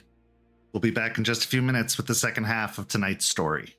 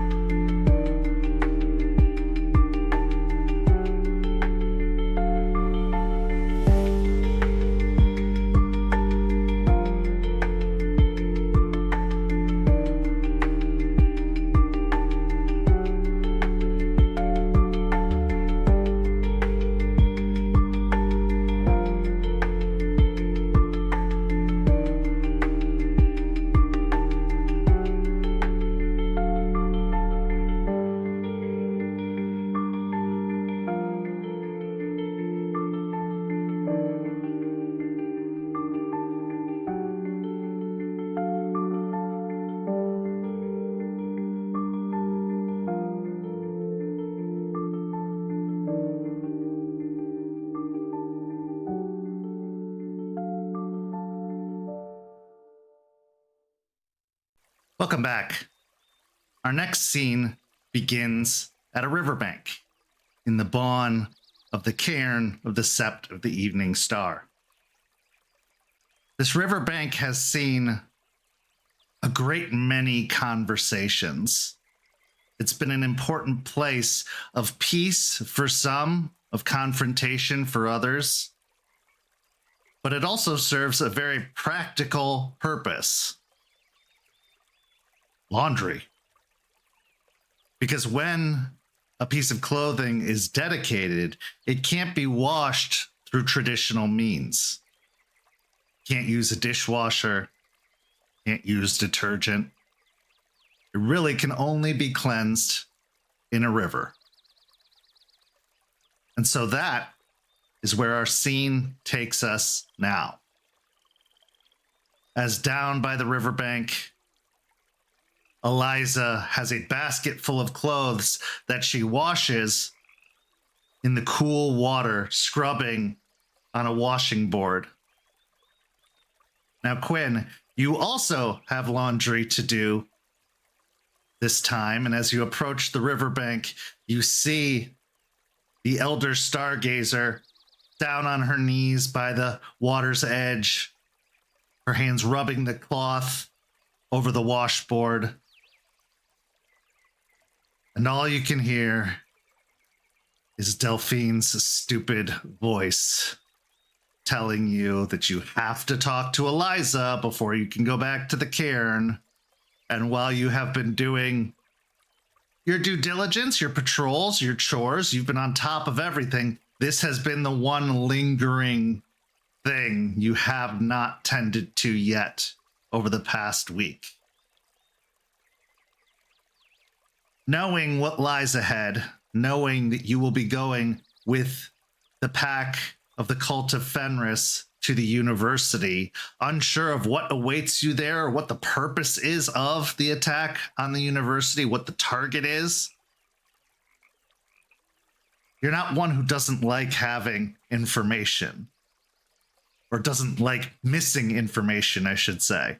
You want as many details as you possibly can get. You're not going to charge in half-cocked to a situation, but you're also not one of Fenris.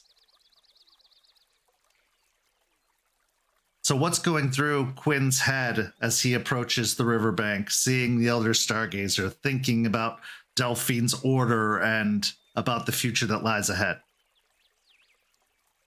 Quinn is slightly upset that he has to even really do any of this, having a conversation with someone he doesn't want to have a conversation with, but he also knows it's the only way to move forward, to be able to clear his own mind with what is to come next and what he has to focus on now. Okay. So as you approach the river, what do you do? Quinn sets the basket of clothes down. The clothes are a different subset of clothes that he's never really worn before. He bought it specifically for the potential attack, to have a little bit more darker clothes, as he usually wears more colorful clothes. So he's dedicating these clothes so he can have this not be ripped off clothes if he has to shift. But he'll sit down near the riverbank, close to Eliza, but still giving that kind of maybe about 6 feet distance from each other, and start to wash his clothes. Silence hangs in the air, other than the babbling of the creek, other than the sounds of the fabric sloshing in the water, being scrubbed on the washing board. And Eliza finally breaks that silence, saying, "Is it finally that time?" Time for what? Oh, I don't know. Time for me to brainwash you, convert you, tell you the wickedness of the nation and how you've been doing it all wrong, and if you don't follow me, then it will only find peril. Quinn will laugh at that slightly, say, well, you're not the only one who's been trying to say that to me since I got here, so I guess it's your turn.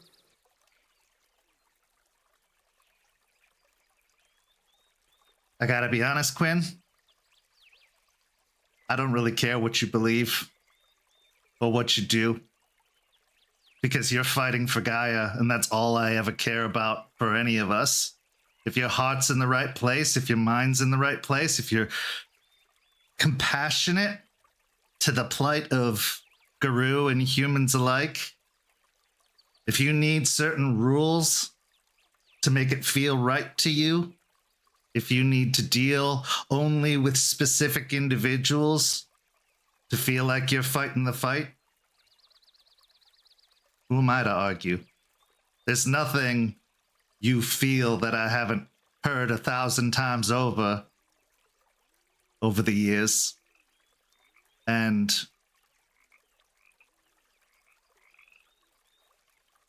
by your very location and nature of being here, I am always going to be looking out for your well-being. Spiritually, physically, emotionally. You're part of my family here. Even if you are kind of like one of those cousins-in-law or step-cousins or 3 or 4 times removed, you're still family. We all are. Regardless of what patron we take on as our own, regardless of philosophy. Kind of what complicates this whole Fenris business, but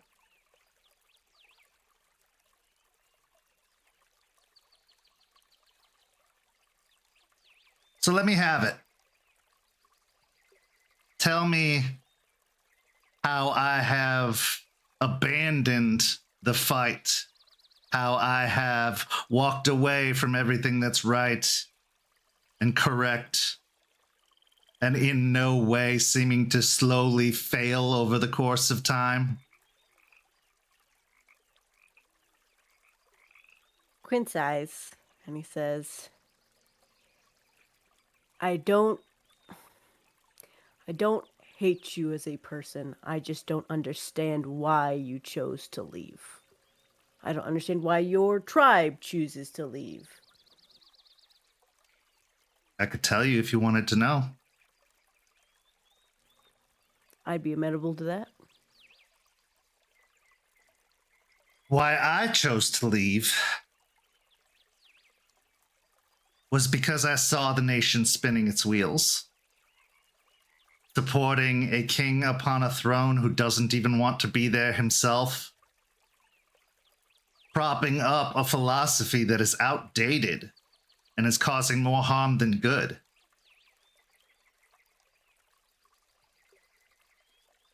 And honestly, I think the tribe left because they had nothing else they could do. They had tried everything. They had gone the way of the nation for so long, believing what they believed, holding up the same creed.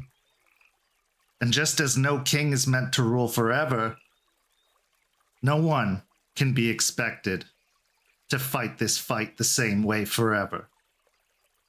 Something has to change. We're losing, Quinn, and we've been losing for longer than you've been a guru. So why did we leave? Well, I can't speak for every single individual stargazer, because some of them left because they didn't have the fight in them anymore. And some of them left to find an answer. Another answer somewhere, somehow. But it was never out of malice. It was never out of a loss of love for Gaia or for our fellow guru. We just weren't helping by being there anymore. A statement needed to be made, and it was not too dissimilar from the statement that Fenris made. The way we're fighting is not working. It's wrong, and it's just killing us off slowly. Now, Fenris chose the path of violence, and the Stargazers chose a path of peace. That maybe claw and tooth wasn't the best way to handle it anymore. All it was doing was exposing us to the humans, putting us on their radar, putting us in harm's way for things that we were growing more and more outnumbered to fight. And we're killing Gaia with what we're doing. Or at least with what they were doing. When you burn down a factory, no matter how terrible the business is that owns that factory, you're polluting the air. You're spilling chemicals into the ground. when you kill all the people inside of that factory, you're killing people who are just there earning a paycheck. You're not actually hurting the people in charge. Maybe you're hitting their pocketbooks a little bit. But as you and I both know, when it comes to Pentex, that pocketbook is so deep, the loss of one factory is something they probably would have given up themselves in due time. But because that's the way it worked before, that's the way it has to work now, right? We should still bring the first kill to the leader. Half the leaders here would turn up their nose at raw meat if you brought it to them. We're not all lupus-borns. In fact, they're fewer than there are Hamid-born by a long shot. I am all for the traditions and the stories. But they're not serving us anymore. They're inhibiting us. But we still fight. But maybe, just maybe, there's a different way. I personally only lost my fight when I lost everything. My son, my pack, those that I considered my children, and my city. But before that, all I had was a difference of philosophy. I was still very much in the fight, just like every other guru is. And if it weren't for the kind hearts of the elders of this sept, I would still be sitting on the sidelines, a mess of a human being.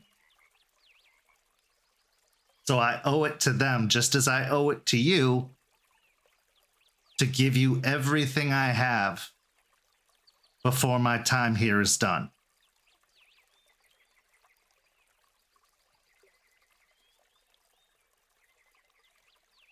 I appreciate your honesty. I appreciate you understanding my position in this.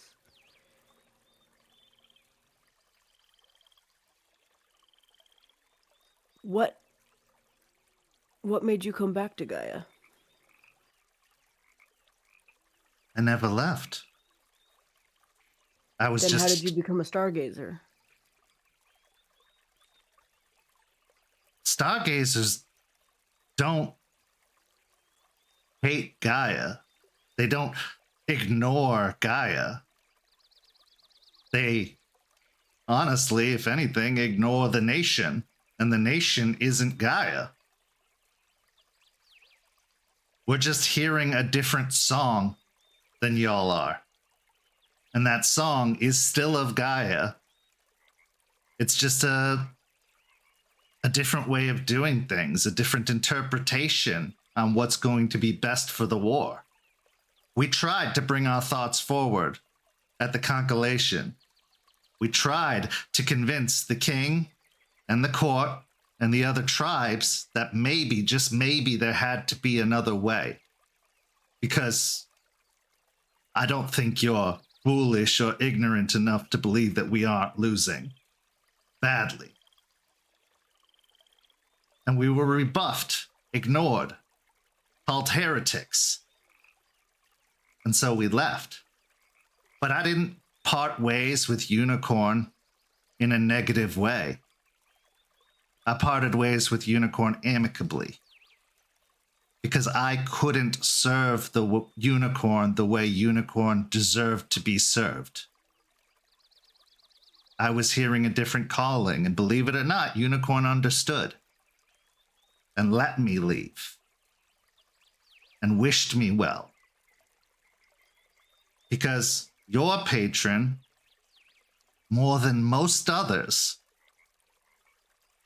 understands communication and diplomacy and flexibility. They also understand righteous fury, no question about that. But Unicorn adapts where others do not.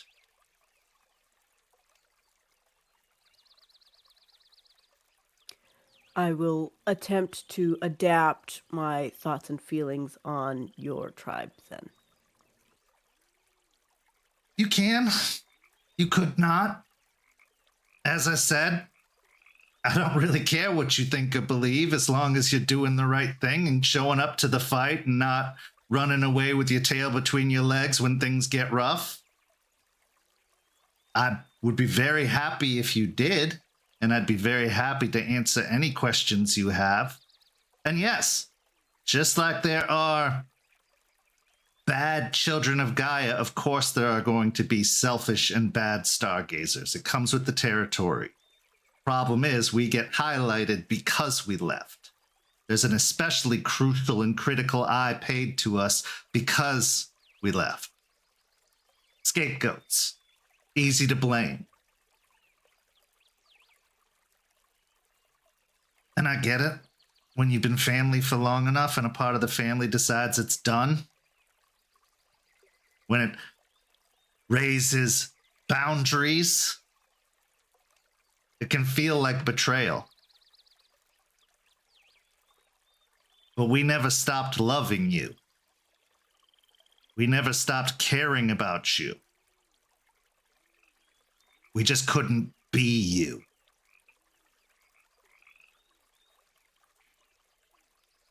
Understandable.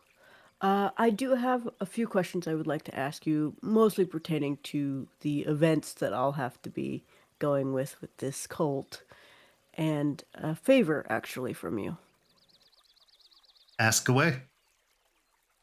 My favor is, could you please tell Delphine that everything's smooth between you and I, and that I don't have to continuously conversate with you because she thinks I'm a bigot now?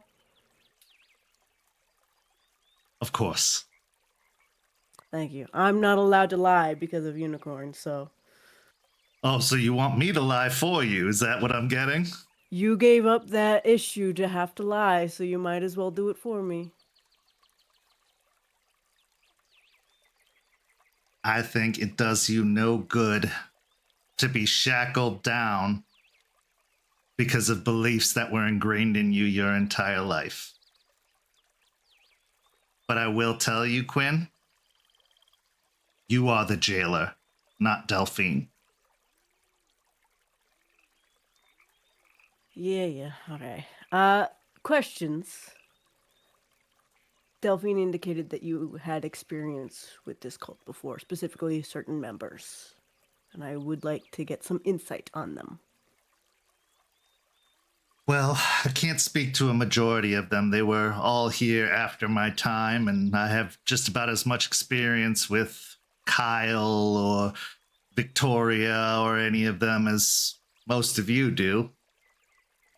But Ethan and Brandon, Plato,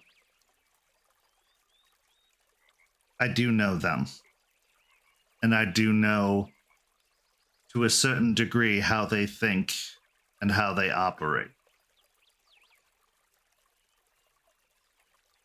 What you're walking into is likely a very precise and well-planned attack.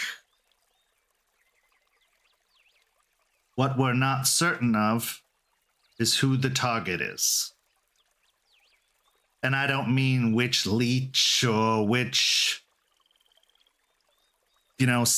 group of leeches it is. Is the target them or us? Because I couldn't help but notice in the deal, they divided your pack. And they left one of their own, possibly one of the most dangerous of their own, behind.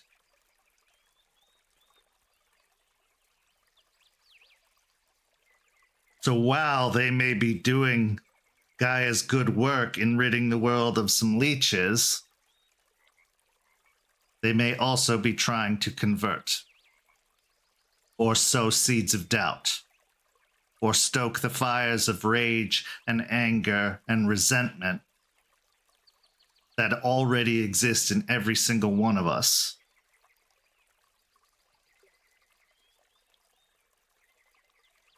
Fenris,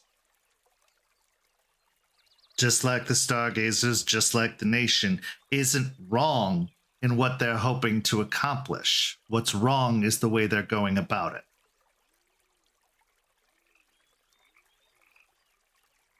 So they are going to call upon the ties that bind us, our ingrained objective,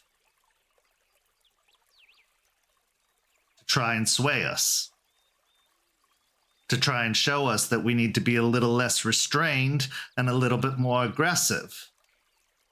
And I know there are members of this sept who would agree with that philosophy. They don't, out of respect for their fellow septmates. But if convinced hard enough, if convinced well enough, if persuaded, maybe their value in their septmates would lessen. Maybe their desire to see an end to an endless war would be far too appetizing. There's a saying that goes, everybody has a price. Ethan is going to try and figure out what each of your prices is. And he is going to do everything he can to convince you that he can get you the payment of that price.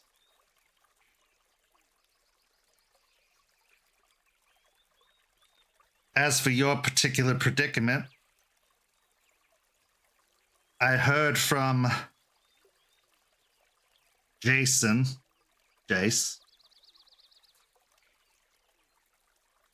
that Bateman knows you're coming.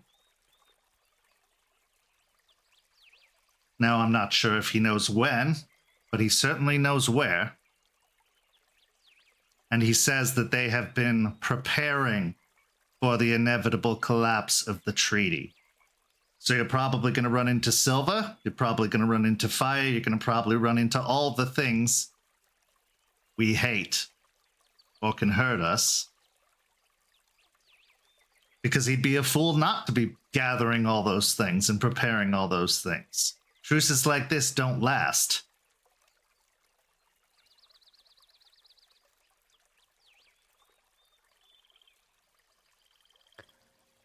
Good information, thank you. Do you think it would be appropriate to tell those that I'll be with that that might be the impact? Or keep that to myself?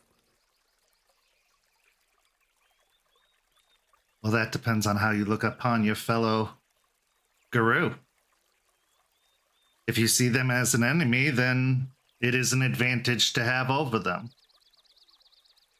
To know what they don't, to thin out their numbers, to potentially do them harm. But is that something your conscience and your heart can take? Because they are Guru, and they are fighting the same fight we are. Even if their methods are perverse, they are still fighting.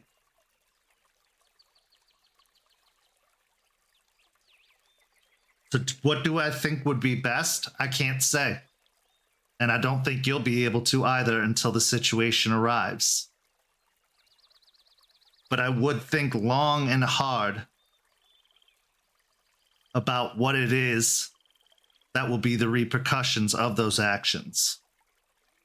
Because that kind of action, knowing you could have prevented another's death, no matter who they are, weighs on you. I should know it weighs on me. Whose death did you not prevent?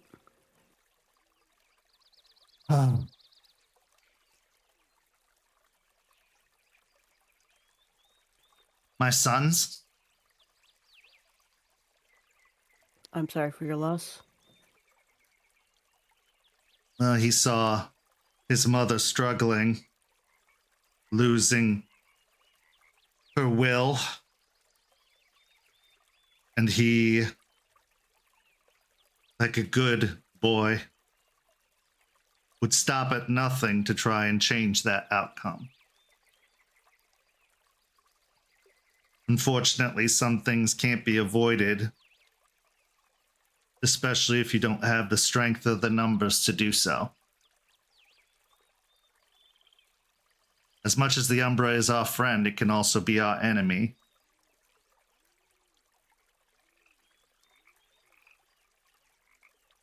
I'm sorry you had to go through that. I went through a similar thing with my mom.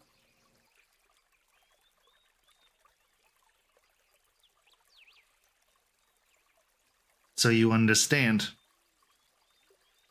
These Guru you're running with, they have families that'll miss them. They have a will to fight and a raging inferno inside of them that is slightly less controlled than ours. But also, if it's you or them, I wouldn't blame you one bit if you chose yourself over them. Because they haven't exactly been the friendliest visitors to our region. And they've committed some awful acts.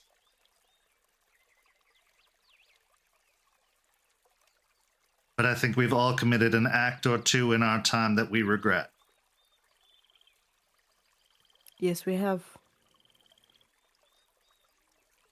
They just haven't gotten to the regretting part yet. I'm sure they'll get there soon. One can hope.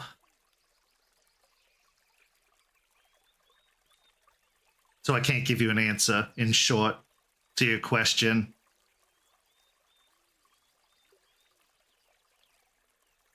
Yeah, I didn't think you were going to be the riddling type of grandma, but here you are. Oh, you should ask the others about me. Vague as the day is long, but when you're vague, you're rarely wrong. Yeah, I've gotten that little trick up my sleeve as well.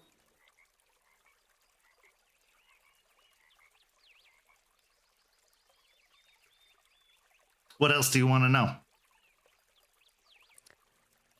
What were you like before you were a Garu?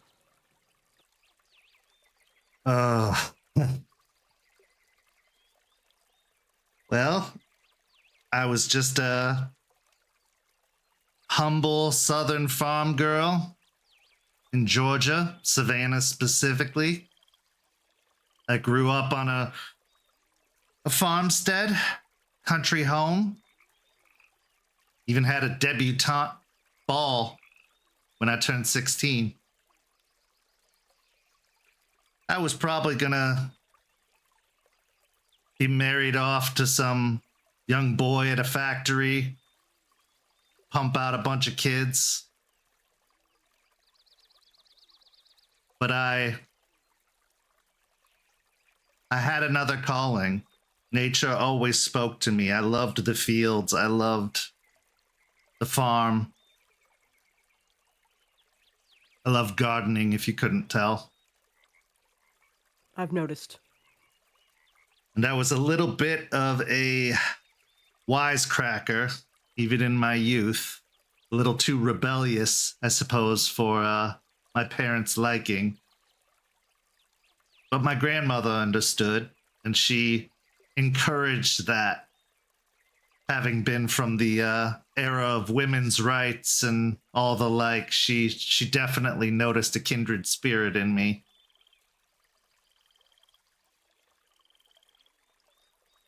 But I was just a normal person, I suppose. At least for that time and age. I definitely enjoyed the late 60s.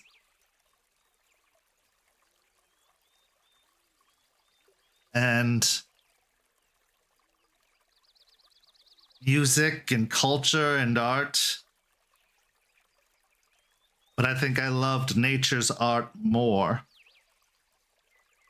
I mean, I was just ripe for Children of Gaia, I gotta admit. From day one, they had me pegged, I think.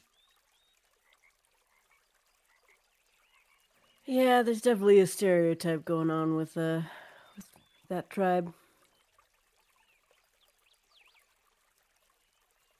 Well, there was once a time, long before either of us that you'd be born into said things. That was almost in your DNA to be a particular tribe. That just shows how much things have changed, how much we've fallen behind in the last several decades for that to have stopped being the case. Well, thank you for telling me about yourself. I should probably finish up here and get on going, getting prepared and ready. Oh no, Quinn, this is a tit for tat situation. Who were you before you changed? Me, I was a pretty rascally run-around child. I didn't really have a home to go home to that I wanted to go home to. My dad offed himself when I was 15, so I only had my ma for about 3 years, and she hit the bottle pretty hard throughout my entire life, so I didn't have a home I wanted to stay in for a long time. And that's why you work at the outreach center? Yeah, I couldn't help her, so I figured I'd try to help others as best as I could, at least people who wanted to try.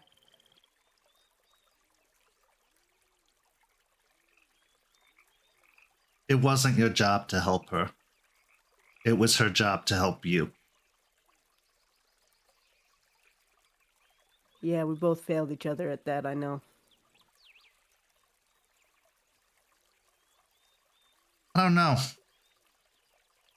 All the good you've done, would you have done it if things hadn't gone the way they went? I don't know. I don't think I would care as much as I do about humans if I didn't try so hard to care about my family. Suppose I'd say the world is better for it then. Doesn't mean that it wasn't a terrible experience for any child to go through, and I'm sorry for that. Because it is terrible to lose parents in that way. But you should be proud of who you've become, coming from all that. Because truthfully, there were only two ways it could have gone. The way it went, the good one, or history repeating itself, as it often does in situations like that.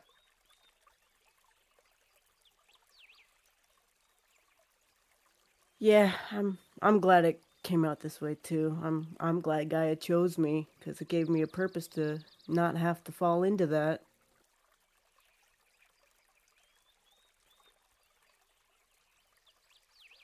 Have you forgiven yourself for what happened before? No, but I'll work through that, I'm sure, at some point. Can't work through it if you ignore it. But it's so much easier to ignore things. Oh, you don't have to tell me I spent 10 years ignoring all my things. But it was a one-way ticket to misery. But it does love company. That's what they say. But really, misery is just miserable people trying to drag others down. Yeah, I know. I want to work on it, but there's so many other things going on right now that I don't really think it's as important of an issue. Time is a construct. You can make it, or you can let it just pass by. I think if you let go of your burden, find a way to forgive yourself, and realize that it wasn't your fault, that this is just a risk we take with every new guru.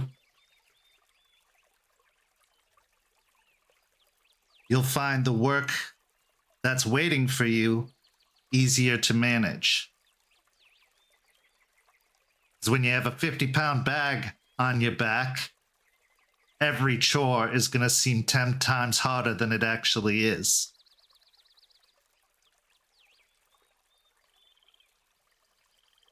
Yeah, all right. Maybe I'll talk with Forge. She's been talking about some hot therapist. I think that's an excellent idea.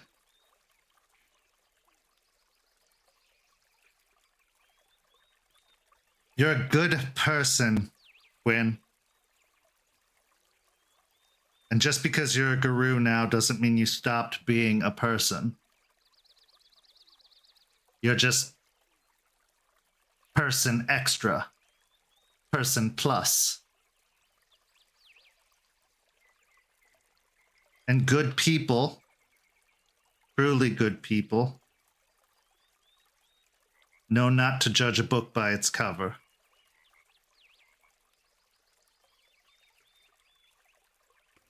I'm sorry I was so negative about you before. I'm still probably not going to talk to you that much, but You'll come around, or you won't. But you don't have anything to apologize for. Honestly. You were doing the best you could with the information you had at the time. You just have to not stop learning, or else you're going to be stuck. And you're going to miss out on some pretty great things. thanks, Eliza. Go on now, get. Yes, ma'am. To gather up your clothes, still sopping wet, likely needed to be hung on a line to dry, which the cairn has. Plenty of lines to dry. How is Quinn feeling now after this conversation? Quinn feels a little bit raw, having to divulge any information about himself, especially about his parents, even as minuscule as it was. He also feels a little bit of regret for immediately thinking Eliza was just this terrible person when she's clearly not. But there's still that edge of like, well, there's got to be something. There's got to be something that she's hiding or that's different that has to, be a reason to not like her.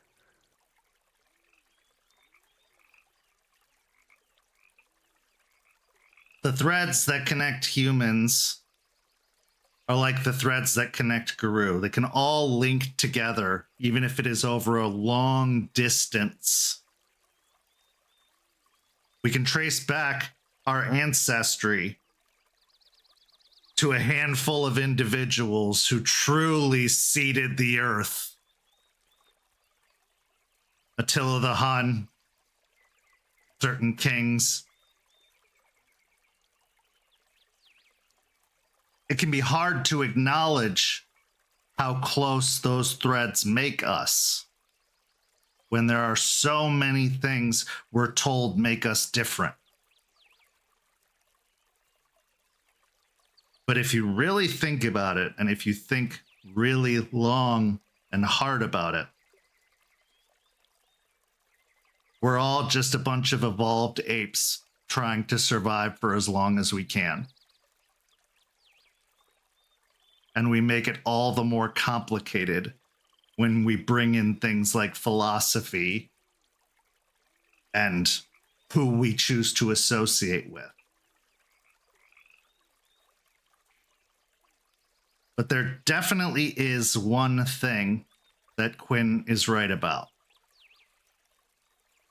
Eliza does have secrets. But if and when those secrets come to pass,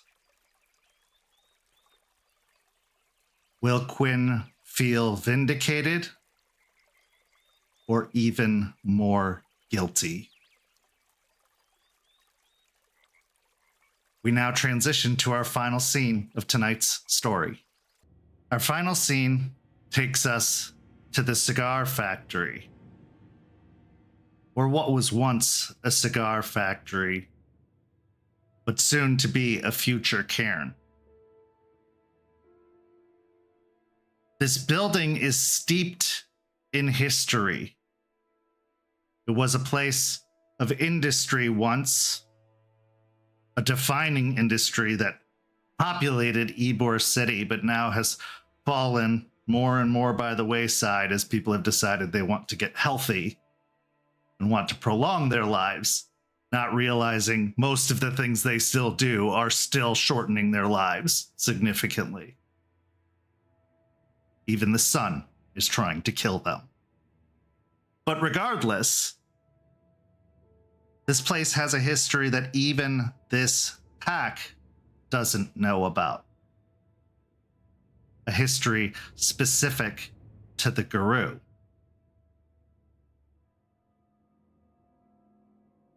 As they prepare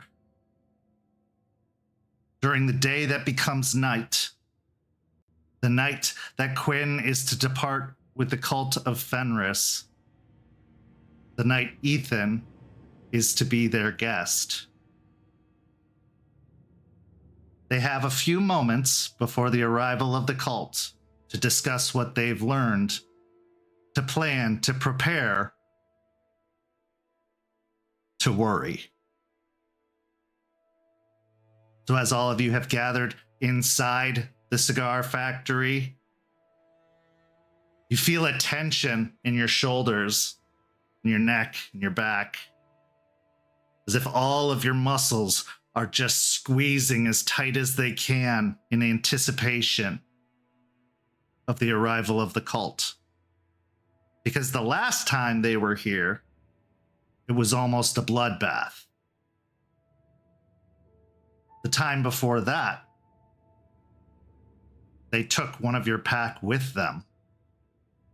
One that even to this day hasn't truly returned and probably won't.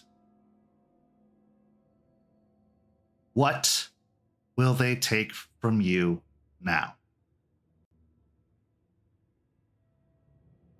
The scene is yours.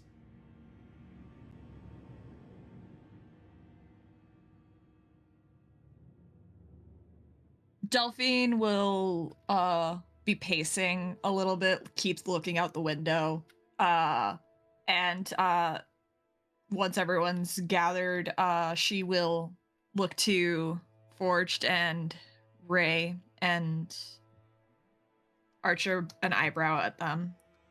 Get anything good from the storage unit? I'd say we did. I mean, mixed bag kind of thing. You know, giant spiders and, you know, information, some pretty juicy information, but it seems like most of it's only going to be really good for Brandon. A lot of it's touchy-feely stuff that I don't think, you know, our guest is really going to care about. Yeah, the book journal has a lot of entries from Brandon and about seems like some incidences with leeches and some failures that happened before they kind of broke apart and fled. But before getting into that, I want to check something really quick, because it seems like Ethan kind of popped out of the Umbra last time. So I'm going to reach in my pocket, pull out the aura shades, and then also activate Sharpened Senses to see if I can potentially see if we're being spied upon right now. Okay. I will also activate my penumbral senses. All right. Well, Raymond doesn't have to make a roll, but Delphine, you do, because there is the gauntlet intercepting your ability to see. So go ahead and spend the willpower and make the roll. Rage 2? Yes.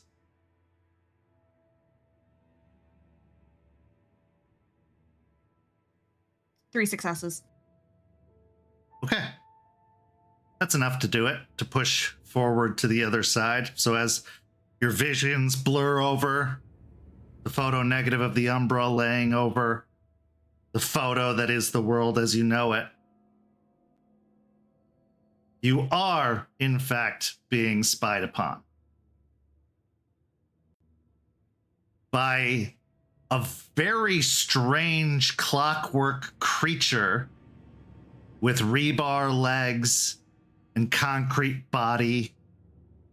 It is clinging to the ceiling up above you, its little clock face looking down, the crack across the face of the clock, the little light attached to the side of its head blinking on and off,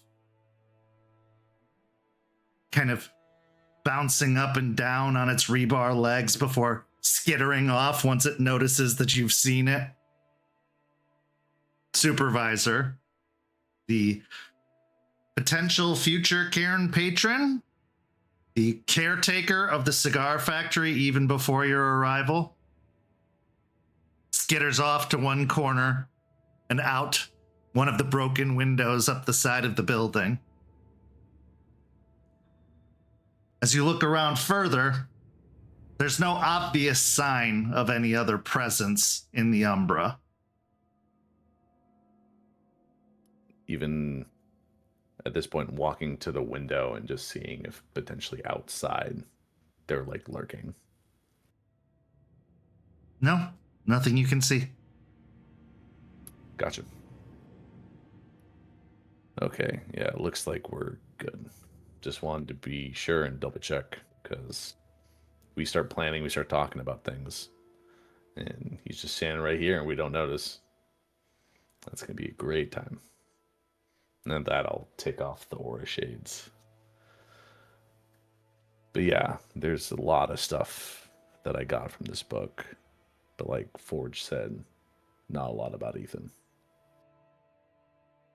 Now, Delphine, as previously described to Forge, when he was wearing the aura shades, you do see the smoke that seems to be rolling off of Raymond's arm, and like two laser pinpricks amongst the shadow that is his form from the umbral side.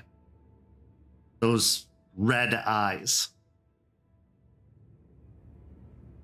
Well, they're not spying on us, but someone is. I don't mean Supervisor. And she just pointedly looks at Hoshgut and then just goes to ignore him.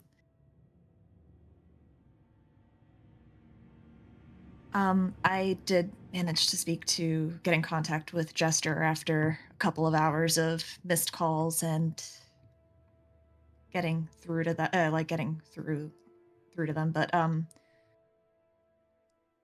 she did talk about her time with the Cult of Fenris. Apparently, they made her kill someone.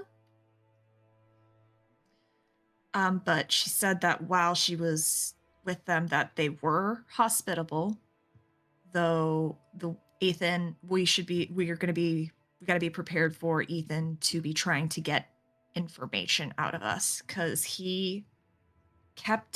when he was asked questions, he kept his commentary apparently very short and to the point, not really offering much, but still trying to get stuff out of Jester. And the way she went about, the strategy she took was playing dumb.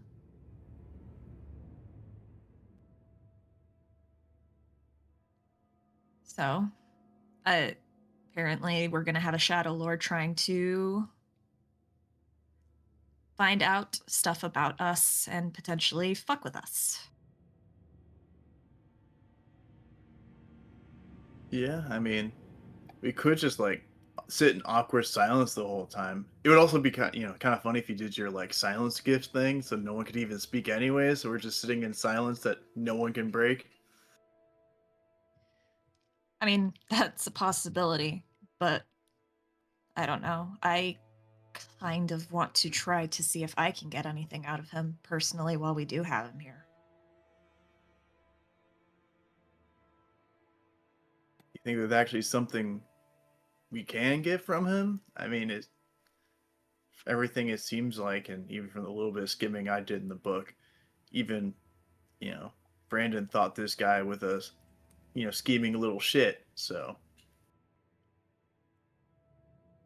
So I've been thinking a little bit about everything, and I personally can't help but think that a lot of these people that are with following Brandon and Ethan are no different than Quinn or no different than us.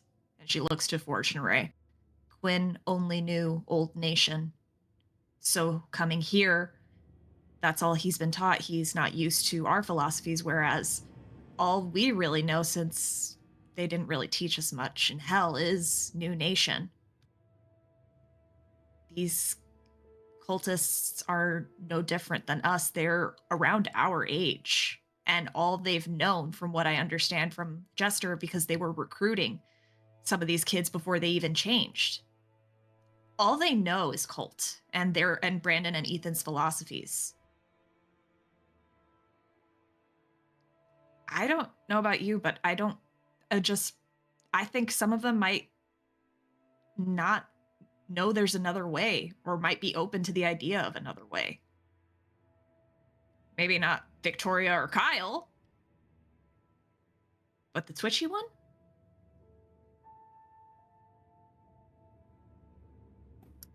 Like, Forge, takes a deep breath, upon hearing that, and say, look, I mean, Delphinus, I agree with that. I mean, I think that's a good way to see it. I mean, probably a good amount of them that could be a bit more like me or the rest of us who could get shown, better path and become better people. But I don't know about, we gotta really decide how much we're willing to risk our shit here for that, our own safety. Because, I mean, for us to get better, hell, some of us almost died from each other and almost ruined everything we were building here. We're in the same fucking pack, This is radical, crazy people who've been taught that violence is the default answer, probably worse than even I was.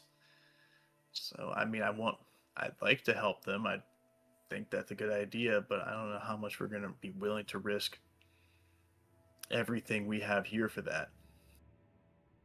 I mean, we basically are keeping Ethan here, and she looks at Quinn, and Quinn's going to have ample opportunity to be around some of these people. We don't have to do anything today, but we can start getting a feel for them.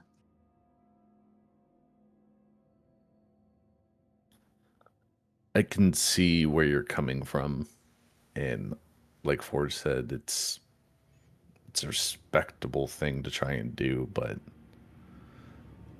trying to pull people out of being indoctrinated into a philosophy that's all they've known, and in a way what they were born into as Guru, it's gonna be insanely difficult to do.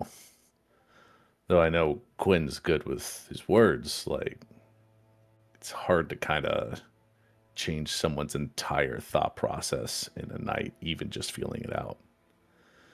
And I don't know if we have the time or the effort to really put into that. And what if it goes wrong? What if we talk to the wrong person? What if it doesn't work and it just becomes a snowball effect where it just goes out of control and we lost all the progress we tried to do? I mean, and this is in no way a slight to you or Stakes, Quinn. For all we know, them coming now, all the work we've done already probably could be pointless.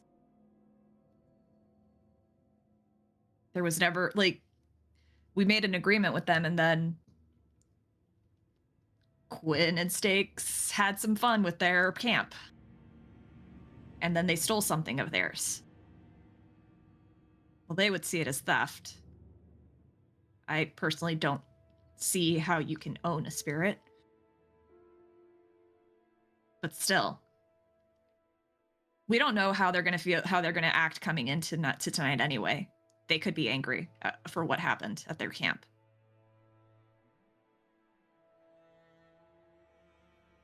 I had to relocate that sapling with Eliza just because that's something that Ethan seems to care about a little bit. apparently, and we talked to Alara a little bit, him and Alara made an agreement with the original spirit that the sapling came from. And he left with it. He took it with him. He has to care about it to some extent.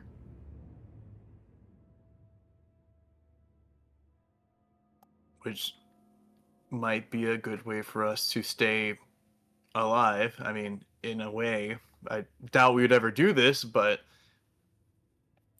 it is a hostage. I mean, if it is something that he does care about, if it's a strategic asset to him, if he tries to kill us, we just say, hey, this thing's gonna get burnt.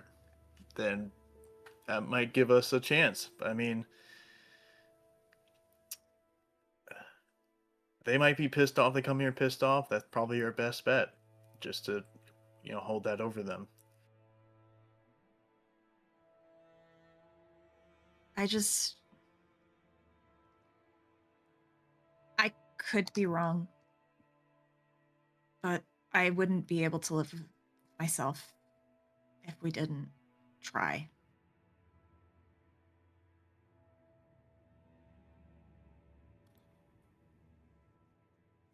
What do you think, Quinn? You're the one that's going to be going with them. You're going to be the one that's going to try to, feel it out and talk to them.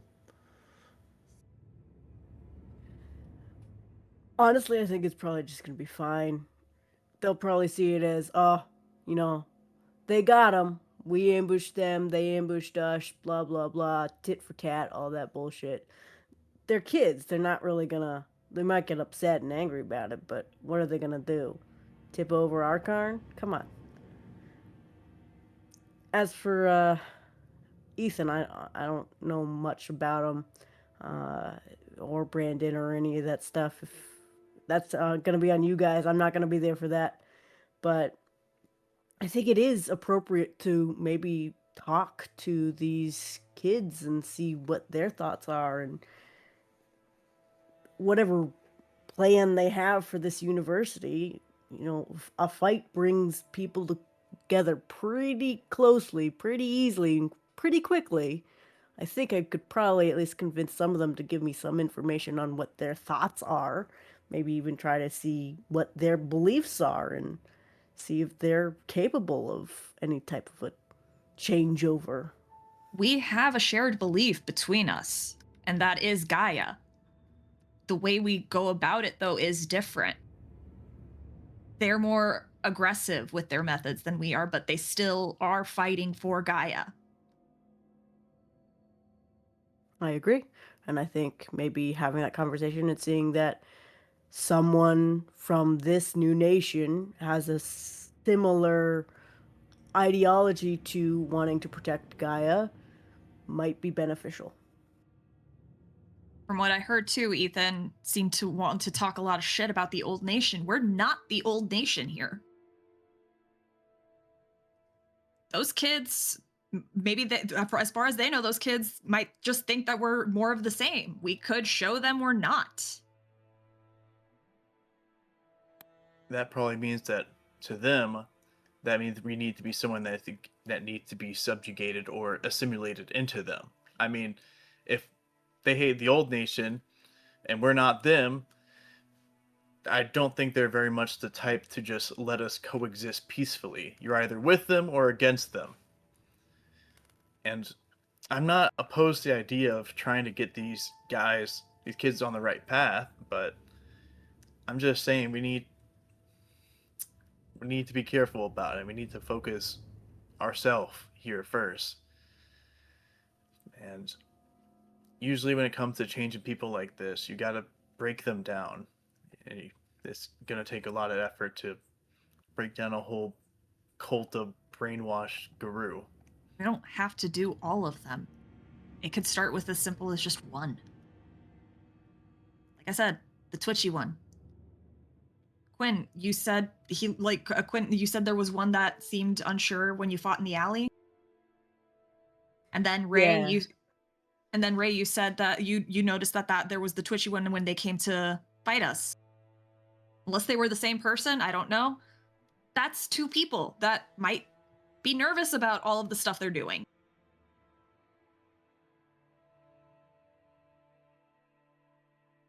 I mean, you got a point. But what 2 people out of the 20 plus they probably have, and then depending on how much effort that takes, I'm not saying it's not worth to try.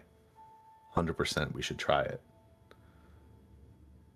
But we gotta like understand that if it doesn't work quickly, then It doesn't work. yeah. We still need to treat them at the end of the day. They're potential hostile. Even if we share the same goal, they made it very clear that they're willing to attack us and to thrash all that we stand for and tear everything down if we don't go their way, if we don't have their respect. And we can't let our guard down no matter what. We can't let them destroy everything we built here. I get it.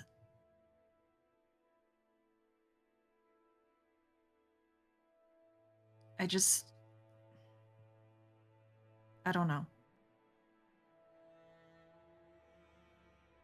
I know that Quinn's the one that's really going into most of the danger tonight. I'll be fine. Yeah, I mean, if you want to tap out, I can go in still, if you're having second thoughts. Ray. He was military too, by the way. He was a soldier. That's what Jester told me. And I don't know. Again, he's a sociopath. I don't think we're going to be able to do much to change him, but if we could still just try to match that energy. If he's trying to poke at us, we can poke right back. But we also shouldn't give away too much either. I don't think we should tell him about any of the stuff we've got going on. Or probably from the journal either, because that's going to be really important to getting Brandon on our side. If he has a inclination that we got something from that, he might be quick to make sure he has Brandon under wraps. I feel like Brandon actually gives a crap. I think Alara called Brandon a scared little boy with mommy issues, essentially. I definitely got that vibe from the journal. So Brandon cares. He wouldn't come back if he didn't. He's got a fixation on getting even with what happened here. He needs closure on this, I feel. He is definitely going to be... He is their weak link right now in leadership. Because emotion is... It's a strength, but it's also something you can exploit. Yeah, we even... No, go ahead.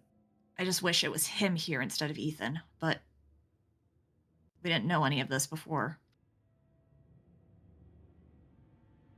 Yeah, I was just saying though that I don't know if you brought them, Ray, but we have some photos from apparently they're a bunch of old group photos they had, so we might be able to. I mean, we're kind of fucked up, but we can use them as a little emotional weapon against them, reminding them of the good days and maybe what they would have wanted more.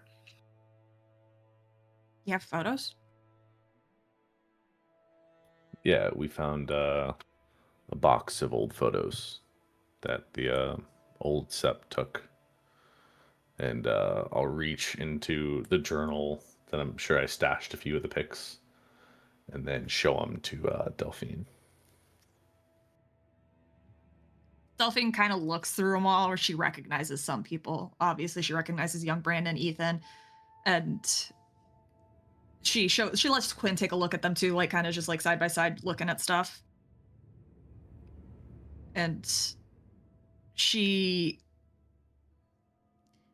it's the sensation of when you're looking at a photo album of, say, an older family member of yours in her mind of, wow, it's so different, but also not. Because the photos are just to her just showing a pack, doing pack things, taking pictures like any other person, being normal. And it kind of makes her sad that the knowledge of just how this story is progressing so far.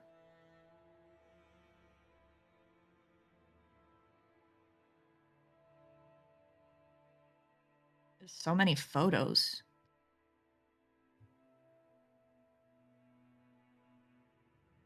It's weird. I mean, there was a whole box of them. It was just the few that I grabbed.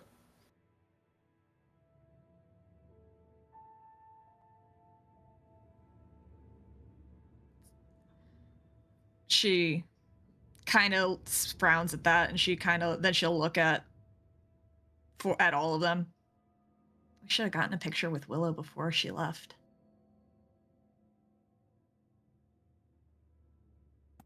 Yeah.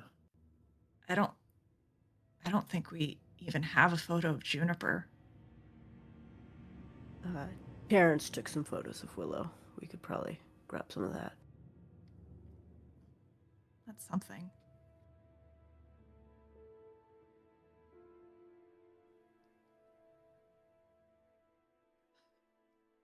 This point,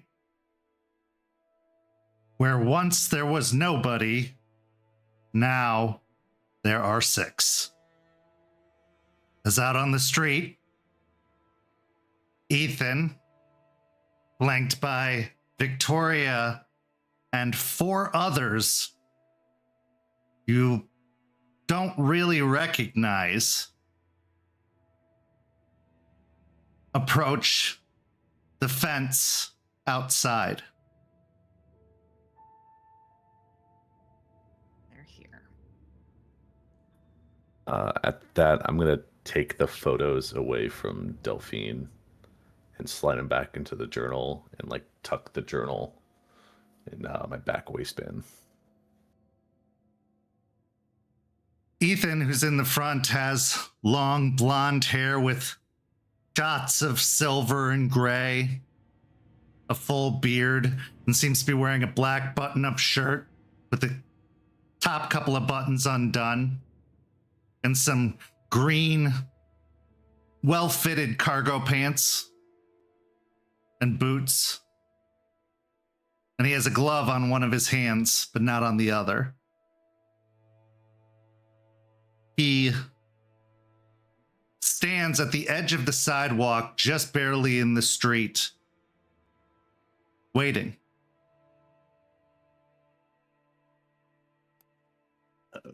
Forge will like kind of lean over more towards Quinn and say more hushed tone.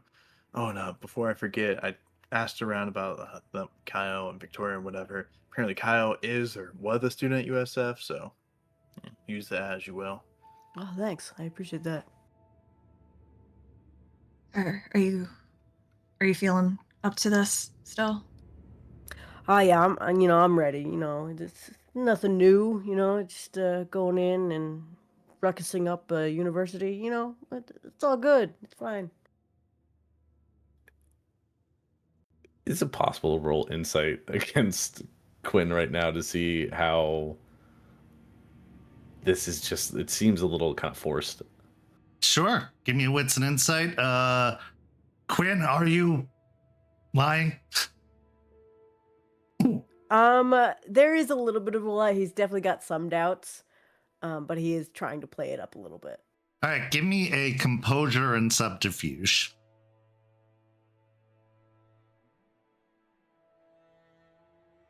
I'll also roll to see. Could I argue that I'm at rage 2 because I'm about Oh, to yes. leave?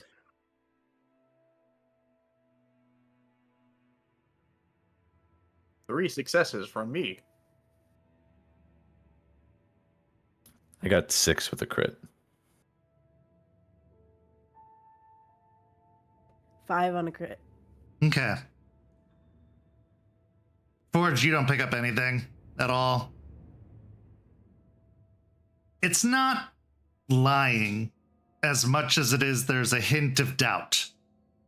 Just that underlying doubt that Quinn has about all this going well. Because, well, honestly, Quinn knows something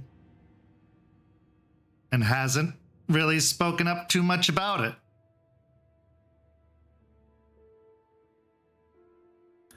Ray will just kind of eye Quinn a little bit at that. Are you sure you're gonna be okay? Yeah, I just I want to make sure I'm as prepared as anyone else could possibly be. Don't take any risks, unnecessary risks. Don't risk your life for them. I will Don't- do my best. And and this is the most important part, don't be seen. Cameras, if you can avoid them, please do so. If not, if you can't, if there's too many of them, Ember has graced our pack with a very useful gift to take out cameras. Good. Yeah, I'm gonna see what their plan is, and maybe I can help alter it. Maybe get into their security system or something. But yeah, I'll make sure to not be seen. At this point, in a voice that sounds low and soft, but somehow seems to reverberate off of the walls inside of the building, Ethan says, I believe you have something of ours.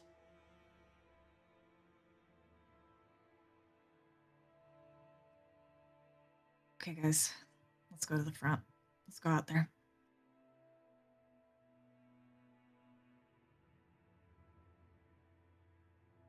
As you step out onto the stairs outside of the cigar factory, as soon as Quinn comes out of the door, Ethan says, and there it is. Oh man, I feel so special. Thanks. Victoria, next to Ethan, reaches up and unbuttons the top of her button-up shirt a little bit more, looking over at Quinn and saying, don't worry, we'll take really good care of him.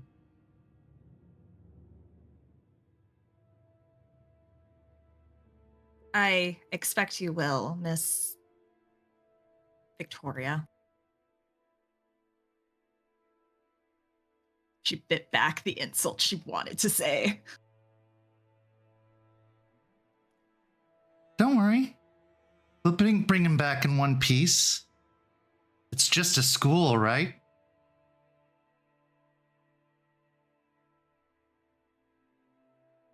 Quinn will walk forward to wherever the gates are in between, kind of dividing them. So yeah, it's fine, guys. I'll be just fine. Don't you worry about it. I trust you'll be fine, Quinn. As you approach the gate, unlocking and opening it, they stay right where they are at the edge of the sidewalk. Ethan looks towards Delphine with those empty, shark-like eyes. Aren't you going to invite me in? By all means, please come in. He then strides up to the door, passing through the gate, passing by Quinn. And Quinn, as you get to the rest, Victoria almost immediately goes to wrap an arm around your shoulders, running her finger along one of your pecs, just in small circles. Ethan doesn't even look back for any kind of confirmation from the rest. He just walks straight up the staircase.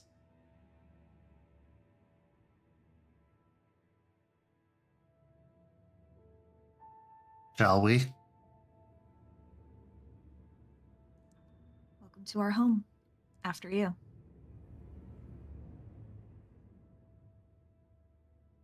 saying nothing. He just walks through into the building.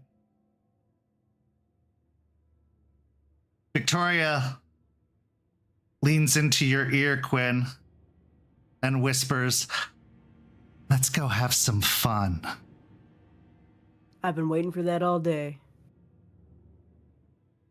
Or longer. Am I right? Absolutely. I'm hoping to have a great time with you. And this is where our story comes to a close, but not without one last scene. Our final scene takes us to the campus of the University of South Florida. There are lights lining the path, but on the poles of those lamps, there are flyers taped to the pole. These flyers say "missing" and have photos of various students as multiple flyers cover up each other surrounding the pole. We continue along the cement path where there are just more of these poles, more of these flyers. Children are going missing from the campus. As we continue along the path, we come up to what looks to be a squat concrete building, almost like a service building where they might keep lawnmowers or equipment or access to the electrical rooms. The doors almost open for us as we approach, and we see stairs leading down to a dimly lit corridor, a very old service tunnel that is believed to be no longer in use. That is where we hear a soft whimpering, a voice desperately calling for help, but with no breath left in their lungs. As we come upon one of the service doors to find one of those faces from the poster, huddled up in the corner, emaciated, drained, pale, crying real tears, not blood. We also hear the racking of shotguns.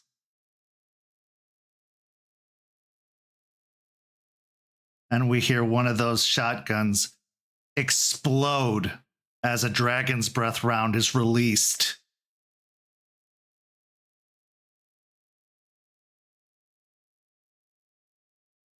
You may be going in at a time of your choosing, but ready or not, here they come. This is where our story comes to a close. Thank you so much to these amazing players. Thank you to everybody watching at home. Go follow St. Pete by Night on all of that social media you see listed down below. Come join our community by following that Discord link where you could join all of our members in discussing the world of darkness at large and much, much more. And if you really like what you see, go follow that Ko-fi link to sign up to become a Ko-fi member, where for as low as $5 a month, you can get access to all kinds of behind the scenes material, including the Rosebud Thorns for this very session. We really appreciate your contributions, and it means a lot to this channel, this program, and this community. As for these amazing players, I'm Kent. Go tune into our Red Tide Rising episode on Sunday, our next episode of Rage Across Tampa on Tuesday, and we'll be back next week with another episode of Hellhounds. Have a good evening, everyone.